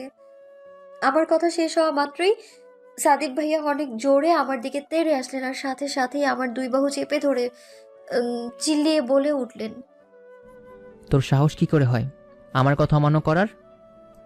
হ্যাঁ, আমি ওনার কি কথা শুনিনি, কিছুই তো মাথায় আসছে না। এদিকে এত জোরে বাহু চেপে ধরায় আমার চোখ থেকে জল গড়িয়ে পড়ছে। ডাইনিং রুমে এক কোণে চেয়ারে চুপচাপ মাথা নিচু করে বসে আছি, আর আমার 2 চেয়ার বাদে গপ গপ করে পেট পুড়ে লাঞ্চ করছেন সাদিক ভাইয়া। রাগে আমার গা শিরশির করছে। একটু আগে আমাকে কি কি বলেছিলেন উনি, না জেনে না শুনে কে কি বলল, ওই কথা শুনে নাচতেছিল সে। আস্ত একটা অমানুষ এই লোকটা। রাফসান ভাইয়ের রুমে থাকাকালীন সাদিক ভাইয়ের ব্যবহারটা শুধু চোখে ভেসে আসছে আমার। তখন এই কান্নার জন্যে এখন আমার হিচকি উঠছে। সাদিক ভাইয়া আমার 2 বাহু ধরে জিজ্ঞেস করেছিলেন কেন তার কথা শুনিনি আমি কিছুক্ষণ চুপ থাকার পরেও যখন কোনো উত্তর দিচ্ছিলাম না, তখন সাদিক ভাই আমার গাল চেপে ধরেছিলেন। কি সমস্যা তোর? মুখের আওয়াজ বন্ধ কেন? আরে ব্যথা পাই না আমি, এত শক্ত করে আমার নরম গাল ধরবেন না, ছাড়েন আমায়। আরে ভাই, কোন কথা শুনিনি ওইটা তো আমায় ভাবতে হবে আগে। তুই কি সত্যি মনে করতে পারছিস না কোন কথা? ওনার চিল্লানিতে আমি কেঁপে উঠলাম। যতই সাহস দেখাই না কেন, অযথা কেউ বকা দিলে কান্না তো পাবেই আমার। কথা বলতে বলতেই আমি কেঁদে দিলাম। আরে ভাইয়া, চিল্লাচ্ছেন কেন? একটু শান্ত হয়ে বলুন না, আমি না বুঝছি না কিছু। আপনি তো আমাকে অনেক ব্যাপার নিয়ে কথা বলেছেন, এখন কোন কথাটা শুনিনি আমি, ওইটা তো বলেন। সাদিক ভাই ওনার এক হাত দিয়ে আমার এক বাহু আর আরেক হাত দিয়ে আমার গাল চেপে ধরে বলতে লাগলেন, সেদিন আবারও কেন ব্যালকনিতে গিয়েছিলে? মানা করেছিলাম না আমি? কোন দিন? বৃষ্টিতে ভিজে জ্বর বাঁধিয়ে আমার বাসায় ছিলি, এর পরের দিন বকা দিয়েছিলাম মনে নেই? ব্যালকনিতে দাঁড়িয়েছিলি তাই। আমার মিটিংয়ের মানুষ ছিল সেই দিকে অনেক, তাই তো নিষেধ করেছিলাম। কিন্তু তুই কি করেছিস? আবারও গিয়েছিলি ব্যালকনিতে তুই। না হলে ওই অমানুষ আফিফ কেমনে তোকে দেখতে পেল? দেখেছে তো দেখেছে, কিন্তু সে অমানুষের বাচ্চা নাকি তোকে বিয়ে করতে চায়। What the hell! কথাটা বললেই সাদিপ ভাইয়া আমায় ছেড়ে পাশে থাকা খাটে জোরে একটা লাথি দিলেন। সাথে সাথে খাট একটু দূরে ছিটকে গেল। এত শক্তি ওনার, আল্লাহ! কিন্তু ওনার এমন কাণ্ডে আমি নির্বাক হয়ে গেলাম। আবারও সাদিপ ভাইয়া আমার দিকে তেড়ে আসতে নিলে একটু দূরে সরে গেলাম আমি। আমি কি জানি কে দেখছিল আমায়? তাছাড়া বেলকনির গ্লাস টানা ছিল, আর উনি জুমু বা ইতি আপু অথবা অন্য কেউ কে দেখেছেন হয়তো। এইখানে আমার কি দোষ? তোর কথাই বলেছে সে। ইতি আর ঝুমুকে সে ভালো করে চেনে। গ্লাস টানা থাকলেও বাইর থেকে তা দেখা যায় দুতলায়। ওই কুত্তার সাহস কি করে হয় তোর দিকে তাকানোর? ভাগ্যিস সে ফোনে কথা বলেছিল, সামনে থাকলে তোর নাক বরাবর একটা পাঞ্চে দিয়ে দিতাম। আর কখনো যদি আমার কথার অবাধ্য হওয়ার চেষ্টা করিস, তোর অবস্থা খারাপ করে ফেলবো। মাথায় রাখবি এটা। আর চোখ থেকে এক ফোঁটাও পানি পড়লে কিন্তু গাল কামড়ে ছিঁড়ে ফেলবো আমি তোর। শুধুমাত্র কেউ আমাকে দেখে আমার জন্য বিয়ের প্রপোজাল দিয়েছে তাই বলে এত রাগ? আমি দাঁড়িয়ে হাতের উল্টো পিঠ দিয়ে চোখের পানি মুছছি আর সাদিক ভাইয়ের দিকে তাকিয়ে আছি। রাগে উনি রীতিমতো ওনার চুল টানছেন। তখনই মা রুমে আসলেন। কি রে শিফা, তোকে সেই 10 মিনিট আগে পাঠালাম সাদিককে ডাকতে, কিন্তু তোরা দুইজন এইখানে এভাবে দুই প্রান্তে দাঁড়িয়ে আছিস কেন? আর তুই কাঁদছিস কেন ফুল? কিছু না খালামণি, একটু বকা দিয়েছি তাই। তোমার মেয়ে তো অল্পতেই কেঁদে সাগর বানিয়ে দেয়। আচ্ছা আচ্ছা, চল তো বাবা, খেয়ে নে। আর শেফা, তুই ছাদে যা, সবাই যাচ্ছে ওইখানে। নিচ থেকে আম আর লিচু নিয়ে আয়, রান্নাঘরে রাখা আছে। খালামণি, আমার খাওয়ার পর বাটি প্লেট সব তো ওকেই ধুতে হবে। এটা ওর একটা পানিশমেন্ট। তুমি বরং ওইগুলো নিয়ে ছাদে যাও, আর শেফা আমার খাওয়া শেষ পর্যন্ত আমার সাথে বসে থাকুক। সাদিক ভাইয়ের কথাতে মা মাথা নাড়িয়ে চলে গেল। আর আমি সাদিক ভাইয়াকে বলে উঠলাম, কেন? আমি কেন ধোবো প্লেট? আপনার চাকরানি পেয়েছেন নাকি? পারবো না আমি। কথা শুনতে বাধ্য তুই। থাপ্পড় না খেতে চাইলে চল, খিদে পেয়েছে অনেক। দেরি করলে তোকেই না খেয়ে ফেলি আমি খিদের জ্বালায়। সো চল লাল টমাটো। বলে উনি আমার হাত ধরে নিচে ডাইনিংয়ে চলে গেলেন। আর আমি হাত ছুটাতে চেয়েও পারছি না। ওনার গায়ে মনে হয় অদৃশ্য শক্তি আছে। সেই যে বসলাম ডাইনিংয়ের চেয়ারে, এখনো বসে আছে। মুখ আঠা আঠা লাগছে, চোখের পানি শুকিয়ে গেছে তাই। কিন্তু সাদিক ভাইয়া মুখ ধুতেও দিচ্ছে না। যত সব। সাদিক ভাইয়ার খাওয়া শেষ হতেই নানু এসে বসলেন চেয়ারে। সাদিক ভাইয়া চেয়ার থেকে উঠে নানুকে জড়িয়ে ধরলেন। বাহ, কত ভালো মানুষ! আসসালামু আলাইকুম নানু, কেমন আছেন? আপনাকে দেখতে চেয়েছিলাম, কিন্তু জানতে পারলাম আপনি ঘুম। ওয়ালাইকুম সালাম রাজা সাহেব। আছে বুড়িটা ভালোই। তোমার কি খবর? এবছর বিয়ে একটা করেই ফেলো না। আমি টেবিল থেকে প্লেট বাটি আনতে আনতে ওনাদের কথা শুনছি। নানুর কথায় সাদিক ভাইয়া হেসে জবাব দিলেন, আরে নানু, বিয়ে এখন না, সময় হোক। তাছাড়া বউ আমার এখনো পিচ্ছি, একটু জোরে বকা দিলি কেঁদে ওঠে। সাদিক ভাইয়ের কথা নানু কি বুঝলো আল্লাহ জানে। নানু ফিক করে হেসে দিল। আরে সমস্যা নাই নাতি, তুমি একটু ধৈর্য ধরো, আল্লাহ সবই ভালো করবে ইনশাল্লাহ। ইনশাআল্লাহ নানু, দোয়া করবেন। নানুকে কিছু বলতে না দিয়ে আমি বলে উঠলাম, নানু, তোমার নাতি নিজের জন্য বউ ঠিক করে রেখেছে, আর আমার দিকে অন্য ছেলে তাকালেই তার গায়ে আগুন জ্বলে। কেন জিজ্ঞেস করো না তার থেকে। আমার কথা সাদিক ভাই আর নানু হেসে উঠলো। ইস, গা জ্বলে উঠলো আমার। এত হাসার কি আছে? যোগ বলেছি নাকি আমি? ওদের কিছু না বলেই গাল ফুলিয়ে আমি টেবিল মুছতে লাগলাম। নানু আর সাদিক ভাইয়া কথা বলতে বলতে ড্রয়িং রুমের দিকে যাচ্ছিলেন। নানু এই রাগী বোমটার দল হয়ে গেল। সন্ধেবেলা এখন, সবাই ছাদে বসে আড্ডা দিচ্ছে। আমি আর চোখে রাফসান ভাই আর জুমুর প্রেম দেখছি। দুজনই ইগোস্টিক মানুষ ওরা। ওদের রিলেশনের কথা আমাদের বাসার আর জুমুর বাসার সবাই জানে। আসলে খালামণির অনেক ইচ্ছা ছিল আমার দুই ভাই থেকে যে কোনো একজনকে ওনার দুই মেয়ের একজনের সাথে বিয়ে দিবেন, কিন্তু ইতিয়াপু আর ইসলাল ভাইয়ার নিজেদের আলাদা প্রেম থাকায় ওদের বিয়ে দেওয়াটা হয়ে ওঠেনি। কিন্তু মজার কথা হলো, এই কাহিনী জানার আগেই রাফসান ভাইয়া আর জুমুর প্রেম হয়ে গেল। একদিন ইসলাম ভাইয়া তো জেনে যায় আর দুই পরিবারকে জানিয়ে দিল। ভেবেছিলাম কেউ মেনে নেবে না ওদের সম্পর্ক, কিন্তু আমার ভুল প্রমাণ করে দুই পরিবারই ওদের সম্পর্ককে মেনে নিয়েছে এবং বিয়ের আগ পর্যন্ত ঝুমু আর ভাইকে যার যার সীমার মধ্যেই থাকতে বলেছেন। সেদিন সবার মুখে এক অন্যরকম খুশি দেখেছিলাম। মামা, মামি, জুরাইন, খালা, মা, রাফসান ভাই, আমি, জুমু, ইতি আপু, আমরা সবাই মিলে আড্ডা দিচ্ছি আর আম লিচু খাচ্ছি। আর নানু বাসার গাছের আম আর লিচু আমার ছোটকাল থেকেই প্রিয়। একটু পরে দেখলাম সাদিক ভাইয়া আসছে ছাদে। এর মধ্যে বাসায় গিয়েছেন উনি, কারণ একটু আগে তো পাঞ্জাবি পরা ছিলেন ওনার, আর এখন টি শার্ট আর ট্রাউজার পরনে। একটু করে তাকিয়ে চোখটা ফিরিয়ে নিলাম। ওনার সুন্দরের ঢং দেখতে চাই না আমি, রাক্ষস একটা। সাদিক ভাইয়া এসে বসলেন আমার পাশে, কিন্তু আমিও কম কিসে নিচে নেমে যাওয়ার জন্য উঠে পড়লাম। এদিকে আমার এমন গাল ফুলানোতে সাদিক ভাইয়া মুচকি হেসে উঠলো, কিন্তু কাউকে বুঝতে না দিয়ে সে মোবাইল চালাতে লাগলো। নিচে নেমে রান্নাঘরে গেলাম আমি, কারণ আমি জানি ভাবি একা কাজ করছেন। গিয়ে দেখি ঠিকই ভাবি পাস্তা রান্না করছেন, আর আমিও ভাবির সাথে সামান্য নাস্তা বানাতে লাগলাম। ভাবি আর আমি মিলে পাস্তা, নাগেটস, পিৎজা বানিয়ে নিলাম। আর ইসলাল ভাইয়া অফিস থেকে আসার সময় গ্রিল চিকেন আর পরোটা নিয়ে এলো। নাস্তা বানিয়ে সব টেবিলে সার্ভ করে দিলাম। সার্ভ করার সময় দেখলাম সাদিক ভাইয়া সিঁড়ি দিয়ে নামছে ফোনে কথা বলতে বলতে, আর ভাবি গেল রুমে ওষুধ খেতে। আমি সবার জন্য কফি বানাতে শুরু করলাম। কফি বানিয়ে ফ্লাস্কে নিয়ে নিচ্ছিলাম আমি। এমন সময় পেছন থেকে কেউ ভাও করে চিল্লিয়ে উঠলো, আর আমি হঠাৎ এমন হয় প্রচণ্ড ভয় পেয়ে কেঁপে উঠলাম। সাথে সাথে গরম কফি পড়লো আমার বাম হাতের তালুতে। উফ আল্লাহ! জ্বলে উঠলো। সাথে সাথেই দিলাম এক জোরে চিৎকার, আল্লাহরে বলে। চিৎকার দিয়ে আমি হাত ঝাড়া দিয়ে কান্না করতে লাগলাম।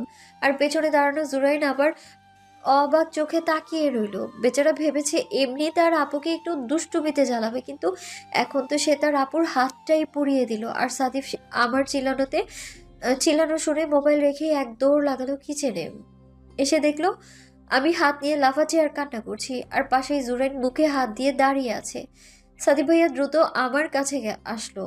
কফির পাতিলার ফ্লাস্ক পড়ে থাকতে দেখে সাদিক ভাইয়া বুঝতে পারলো আমার হাতে গরম কফি পড়েছে। দ্রুত আমার হাত ধরে বেসিনে পানি ছেড়ে তার নিচে দিয়ে দিল, আর আমি ঠোঁট চেপে কান্না করছি।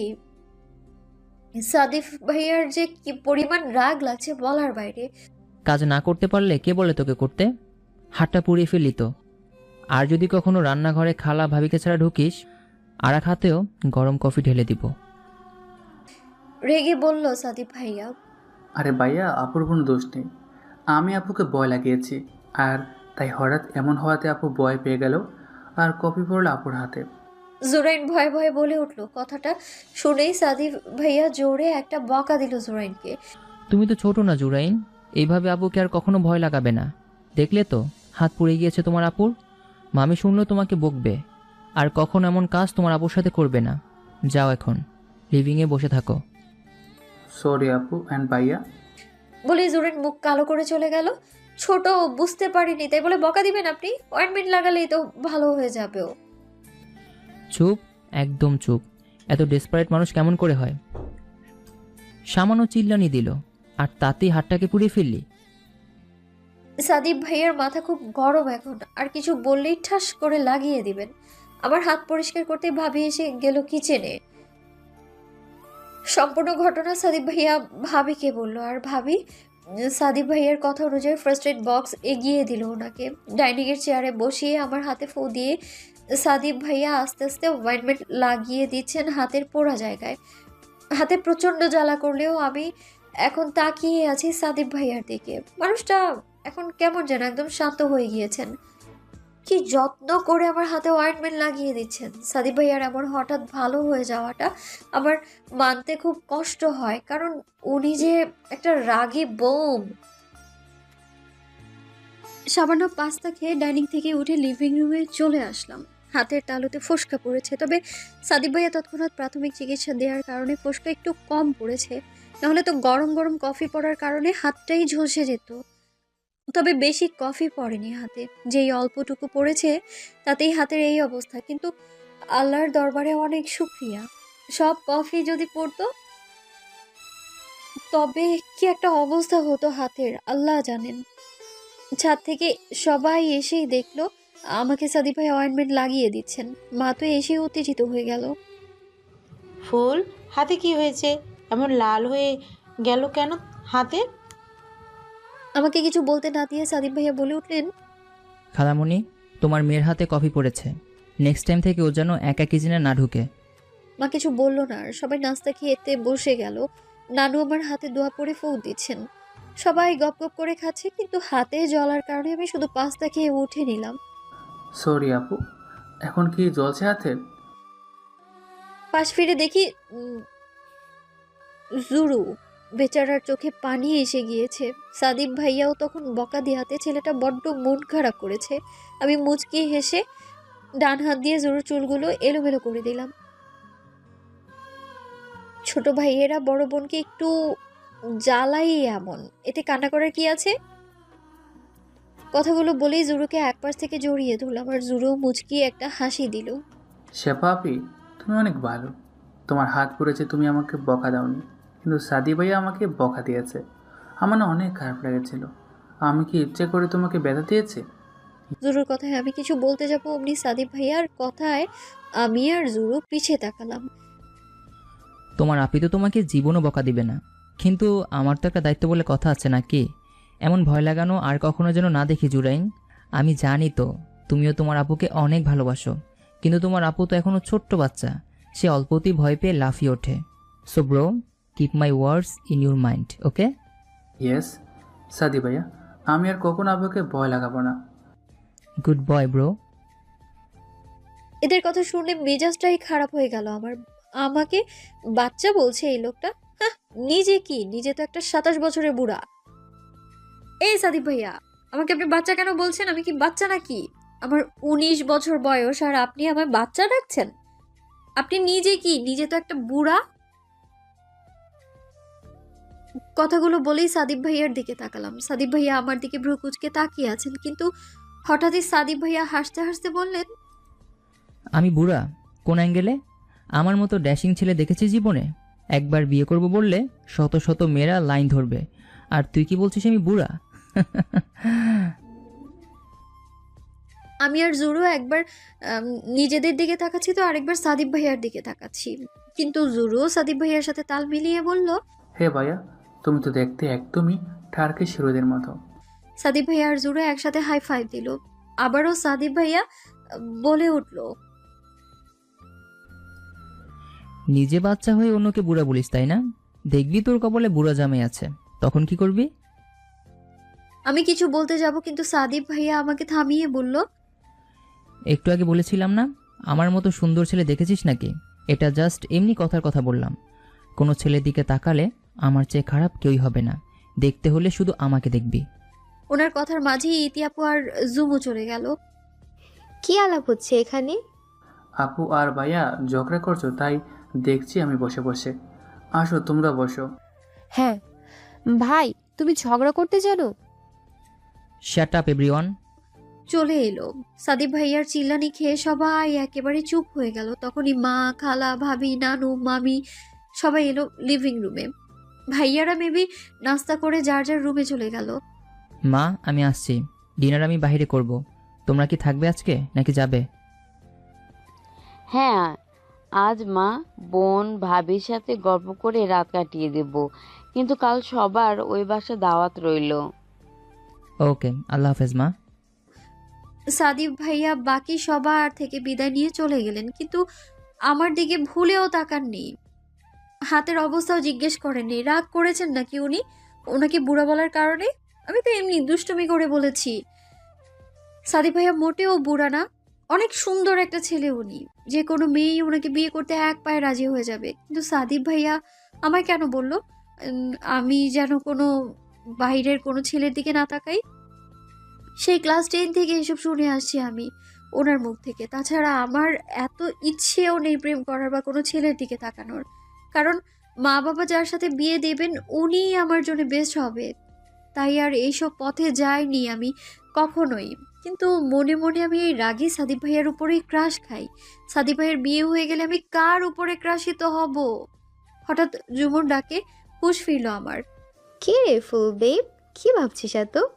তোর তো জামাই নেই যে ওনার কথা ভাববি। চুপ কর তো, উপরে চল। কি সব জামাই জামাই করছিস সবাই? আচ্ছা মা, বাবা আর খালু কোথায়?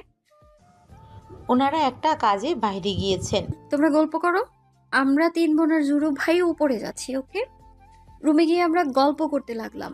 জুরু তার ক্লাসের নানা কীর্তিকর্ম বলছে, আর আমরা হাসতে হাসতে কুপোকাত। কতদিন পরে সবার সাথে দেখা পেলাম, খুবই আনন্দ লাগছে। আজকে আর পড়তে বসিনি। রাফিদ ভাইয়ের কল আসলেই ইতি আপু মোবাইল নিয়ে বেলকনিতে চলে গেল, আর আমরাও যার যার মানে মোবাইল নিয়ে বসে গেলাম। নোটিফিকেশন আর ফ্রেন্ড রিকোয়েস্ট চেক করতে গিয়ে দেখলাম তাসিফ ফ্রেন্ড রিকোয়েস্ট পাঠিয়েছে। এই ছেলেকে আমার ভালো লাগে না, সব সময় কেমন করে যেন তাকিয়ে থাকবে। আর তাছাড়া বাইরের মানুষকে আমি অ্যাড করি না, তাই আর ঘাটলাম না ব্যাপারটা। কেন যেন আজ সাদিক ভাইয়ার কথা মনে পড়ছে। উনি কি সত্যিই আমার সাথে রাগ করেছেন? 7-5 না ভেবে সাদিক ভাইয়াকে একটা মেসেজ দিলাম, ভাইয়া সরি। তখন বুড়া বলার জন্য অনেক সরি। আসলে না, আপনি না বুড়া না, অনেক সুন্দর, আপনি অনেক হ্যান্ডসাম। আপনার বউ অনেক সুন্দর হবে, দেখে নিন। রাগ করবেন না প্লিজ। আমার জন্য কেউ রাগ করলে আমার না সেটা মোটেও ভালো লাগে না। আপনিও আমাকে আর পিচ্ছি বলবেন না, কেমন? মেসেজ দিতেই কেন জানি বুকটা ধুকপুক করছে। এদিকে টুং করে মেসেজ টোন বেজে ওঠাতে সাদিফ মোবাইলটা হাতে নিল। এতক্ষণে সে পার্টিতে আসা লোকজনের সাথে আলাপে ব্যস্ত ছিল। মেসেজ ওপেন করতে সাদিফ আনমনে হেসে উঠলো, আর মেসেজ পুরোটা পড়েই সাদিফ মোবাইলটা বুকে চেপে ধরলো আর বলে উঠলো, আমার বাবুই। সাদিফ ভাইয়াকে এমন অবস্থা দেখে একজন বলে উঠলো, কি সাদিপ ভাই, হঠাৎ মুখে এত হাসি, কি ব্যাপার? Everything is alright, excuse me. বলে সাদিফ একটু দূরে গিয়ে দাঁড়িয়ে ভিড় মুক্ত হলো। শেফাকে আমাকে মেসেজের রিপ্লাই দিতে লাগলো সে। বাচ্চাদের কথা আমি রাগ করি না, আর তোর মতো অবশ শিশুর কথা তো একদমই না। কিন্তু তোর যদি এতই গিল্টি ফিল হয়, তবে হাতের ছবি তুলে পাঠিয়ে দে আমাকে এক্ষুনি। সাদিক ভাইয়ের মেসেজ দেখে আমি তো রেগে আগুন। মানা করা সত্ত্বেও আবারও বাচ্চা বলা হচ্ছে আমায়। কিন্তু এই লোক যখন হাতের ছবি পাঠাতে বলেছে, তখন ছবি না পাঠিয়েও কোনো দিক নেই। কারণ ছবি যদি না পাঠাই, আমাকে হাতের কাছে পেলেই ঠাস করে দিয়ে দেবে একটা। বাম হাতের তালুর একটা ছবি তুলে ওনাকে পাঠিয়ে দিলাম। লাল ভাবটা কমছে আস্তে আস্তে, কিন্তু ফসকে পড়ে তো অবস্থা খারাপ হয়ে গেল। দেখ কমে নাকি? না কমলে কাল কোচিং থেকে আসার সময় ডক্টরের কাছে নিয়ে যাব। ডিনার করে ওষুধ লাগিয়ে ঘুমিয়ে যা, অনলাইনে দেখলে খবর আছে। সাদিক ভাইয়ার এই মেসেজ দেখে মুখটা ভেঙিয়ে উঠলাম আমি। অনলাইনেও থাকা যাবে না নাকি? জান, আসলাম না আমি অনলাইনে, কিন্তু আপনি তো ভুলে গিয়েছেন আমার কাছে ল্যাপটপ আছে। আজ আমরা 3 ভাই বোন মিলে মুভি দেখব, কিন্তু আপনি কিছুই জানবেন না। বাহ শেফা, বাহ, তোর মাথায় অনেক বুদ্ধি। কিন্তু সাদিক ভাইয়াকে শুধু ওকে মেসেজটা পাঠালাম আমি। ডিনার করে লিভিং রুমে বসে সবাই আড্ডা দিচ্ছি, আর বাকিরা ইতিয়াপুর বিয়ের সমালোচনা করছে। যতটুকু জেনেছি ইতিয়াপুর বিয়ের আর 2 মাস বাকি আছে। আহা, কত মজা হবে! বিয়ের কথা শুনতেই আমাদের মুভি দেখার প্ল্যান চেঞ্জ করে আমরা বিয়ে নিয়ে প্ল্যান করতে লাগলাম। পরের দিন সকালের নাস্তা করে খালামণি আর ইতিয়াপু চলে গেলেন, কারণ আজ ওদের বাসায় দাওয়াত। যদিও কাজের লোকেরা খালামণিদের সব কাজ করেন, কিন্তু রান্নার কাজ শুধু খালামণিই করেন। কাজের লোকেরা সব কাঁচা জিনিস ধুয়ে কেটে রেখেছেন। খালামণি গিয়ে নাকি শুধু রান্না করবেন। দুপুর 12টার দিকে আমরা খালামণির বাসার দিকে রওনা দিলাম। মা, ভাবি, নানু, মামি আর ইসলাল ভাইয়া গাড়ি করে যাচ্ছে, আর আমি, ঝুমুর, রাফসান ভাইয়া, জুরু আমরা হেঁটে যাচ্ছি। 5 মিনিটের পথ এই বাসা থেকে ওই বাসা। বাবা আর মামা ওনারা নাকি জোহরের নামাজ শেষে আসবেন। গেট দিয়ে ঢুকতেই দেখলাম সাদিক ভাইয়া 3/4 প্যান্ট আর টি শার্ট পরে বাগানের দিকে ল্যাপটপ নিয়ে বসে কি যেন করছেন। সাদিক ভাইয়াকে দেখা মাত্রই রাফসান ভাইয়া ঘরে না ঢুকে বাগানের দিকে চলে গেল। আমি আর ঝুমু ঘরে ঢুকতে ঢুকতে বক বক করতে লাগলাম। শেফা বেব, আচ্ছা তোর ভাই রাফসান এত রাগী কেন? আমি এক ভ্রু উঁচু করে বললাম, তোর ভাই থেকে অনেক কম। তাছাড়া তুই আর সাদিক ভাইয়া যা রাগী, তোদের কাছে অন্যদের রাগ একদম ফিকে। হ্যাঁ, তারপর বল। আমার ভাইয়া রাগী হলেও অনেক ভালো। দেখবি তোর কপালে আমার ভাইয়ার মতো একটা বর জুটবে। কথাটা বলেই ঝুমু আমাকে একটা খোঁচা মেরে দিল, আর আমিও ঝুমুকে মাইট দেওয়ার জন্য ওর পিছনে দৌড় দিলাম। সাদিক ভাইয়াদের বাসায় নিচে উপরে অনেকগুলো রুম আছে। তবে নিচে কেউ থাকে না, সবাই উপরের রুমগুলোতেই থাকে। জোরেন তো আসা মাত্রই সাদিক ভাইয়ার রুমে চলে গেল ভিডিও গেমস খেলার জন্যে। সাদিক ভাইয়ার রুমটা অনেক বেশি সুন্দর। অবশ্য ওদের বাসার সব রুমই সুন্দর। নাস্তা খেতে ইতি আপু আমাদের ডাকতে এসেছে। আমরা তিনজন মিলে সাদিক ভাইয়ার রুমে গেলাম। জুরু আর রাফসান ভাইয়া মিলে গেমস খেলছে। এই ভাই, তোরা আয়, নাস্তা করবি না? আপু, একটা লাস্ট গেম, আসছি। ওরা ওদের মতো কথা বলছে আর আমি রুম দেখছি। 1 মাসের ভেতরে আবারও এই রুমের ডিজাইন উনি চেঞ্জ করে ফেলেছেন। ঢাকা থাকলে যা হয় আর কি। তবে বেশ সুন্দর লাগছে রুমটা।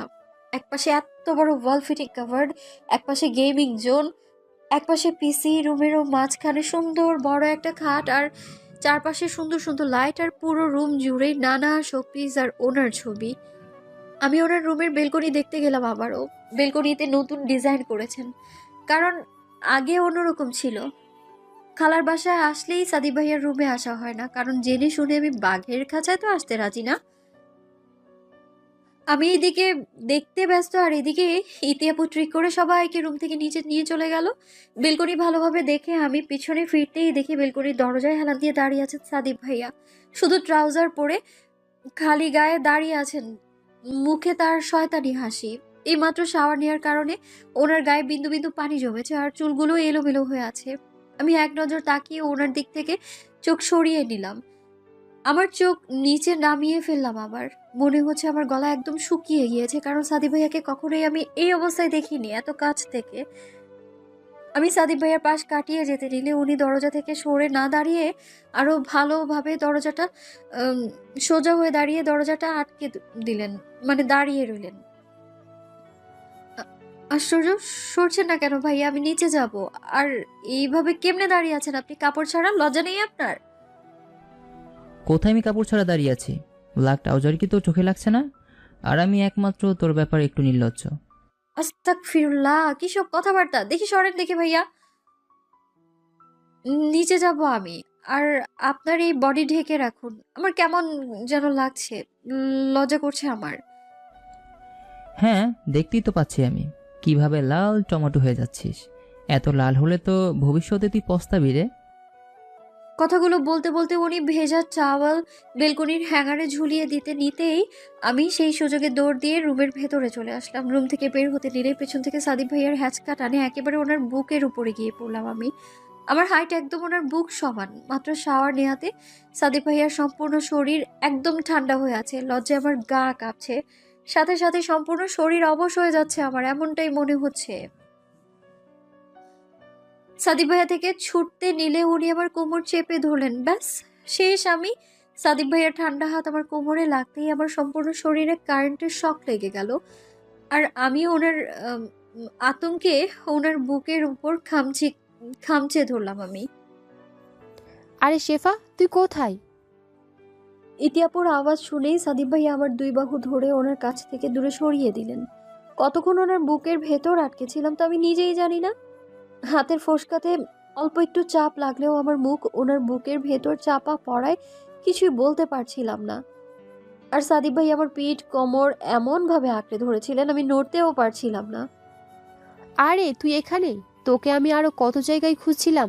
চল চল নিচে খেতে চল। ভাই তুমি এসো তাড়াতাড়ি।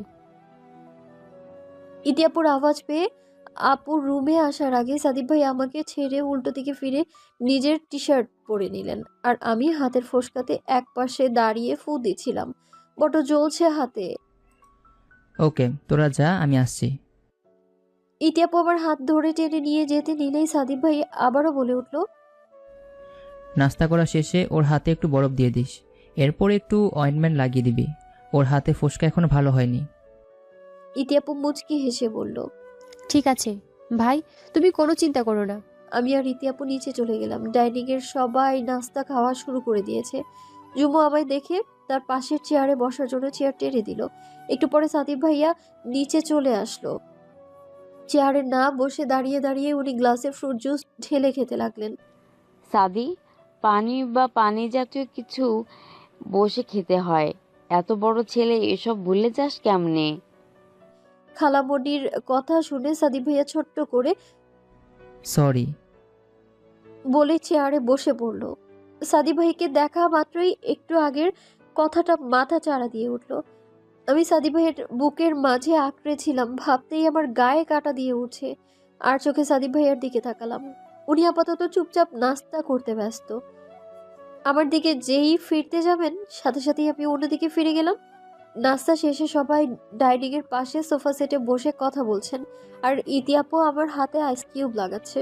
উফ, জ্বলে গেল। ইতিয়াপু যত যত্ন করেই লাগিয়ে দিক না কেন, ফোসকাতে বরফ লাগা মাত্রই কেমন যেন জ্বলছে। আমি হাতের জ্বালা ভাবের কারণে আল্লাহ আল্লাহ করছি আর চোখের পানি ফেলছি। হঠাৎ সাদিব ভাইয়া চিল্লিয়ে বলে উঠলেন, এসব বাচ্চাদেরকে কিচেনে ঢুকতে কে বলে?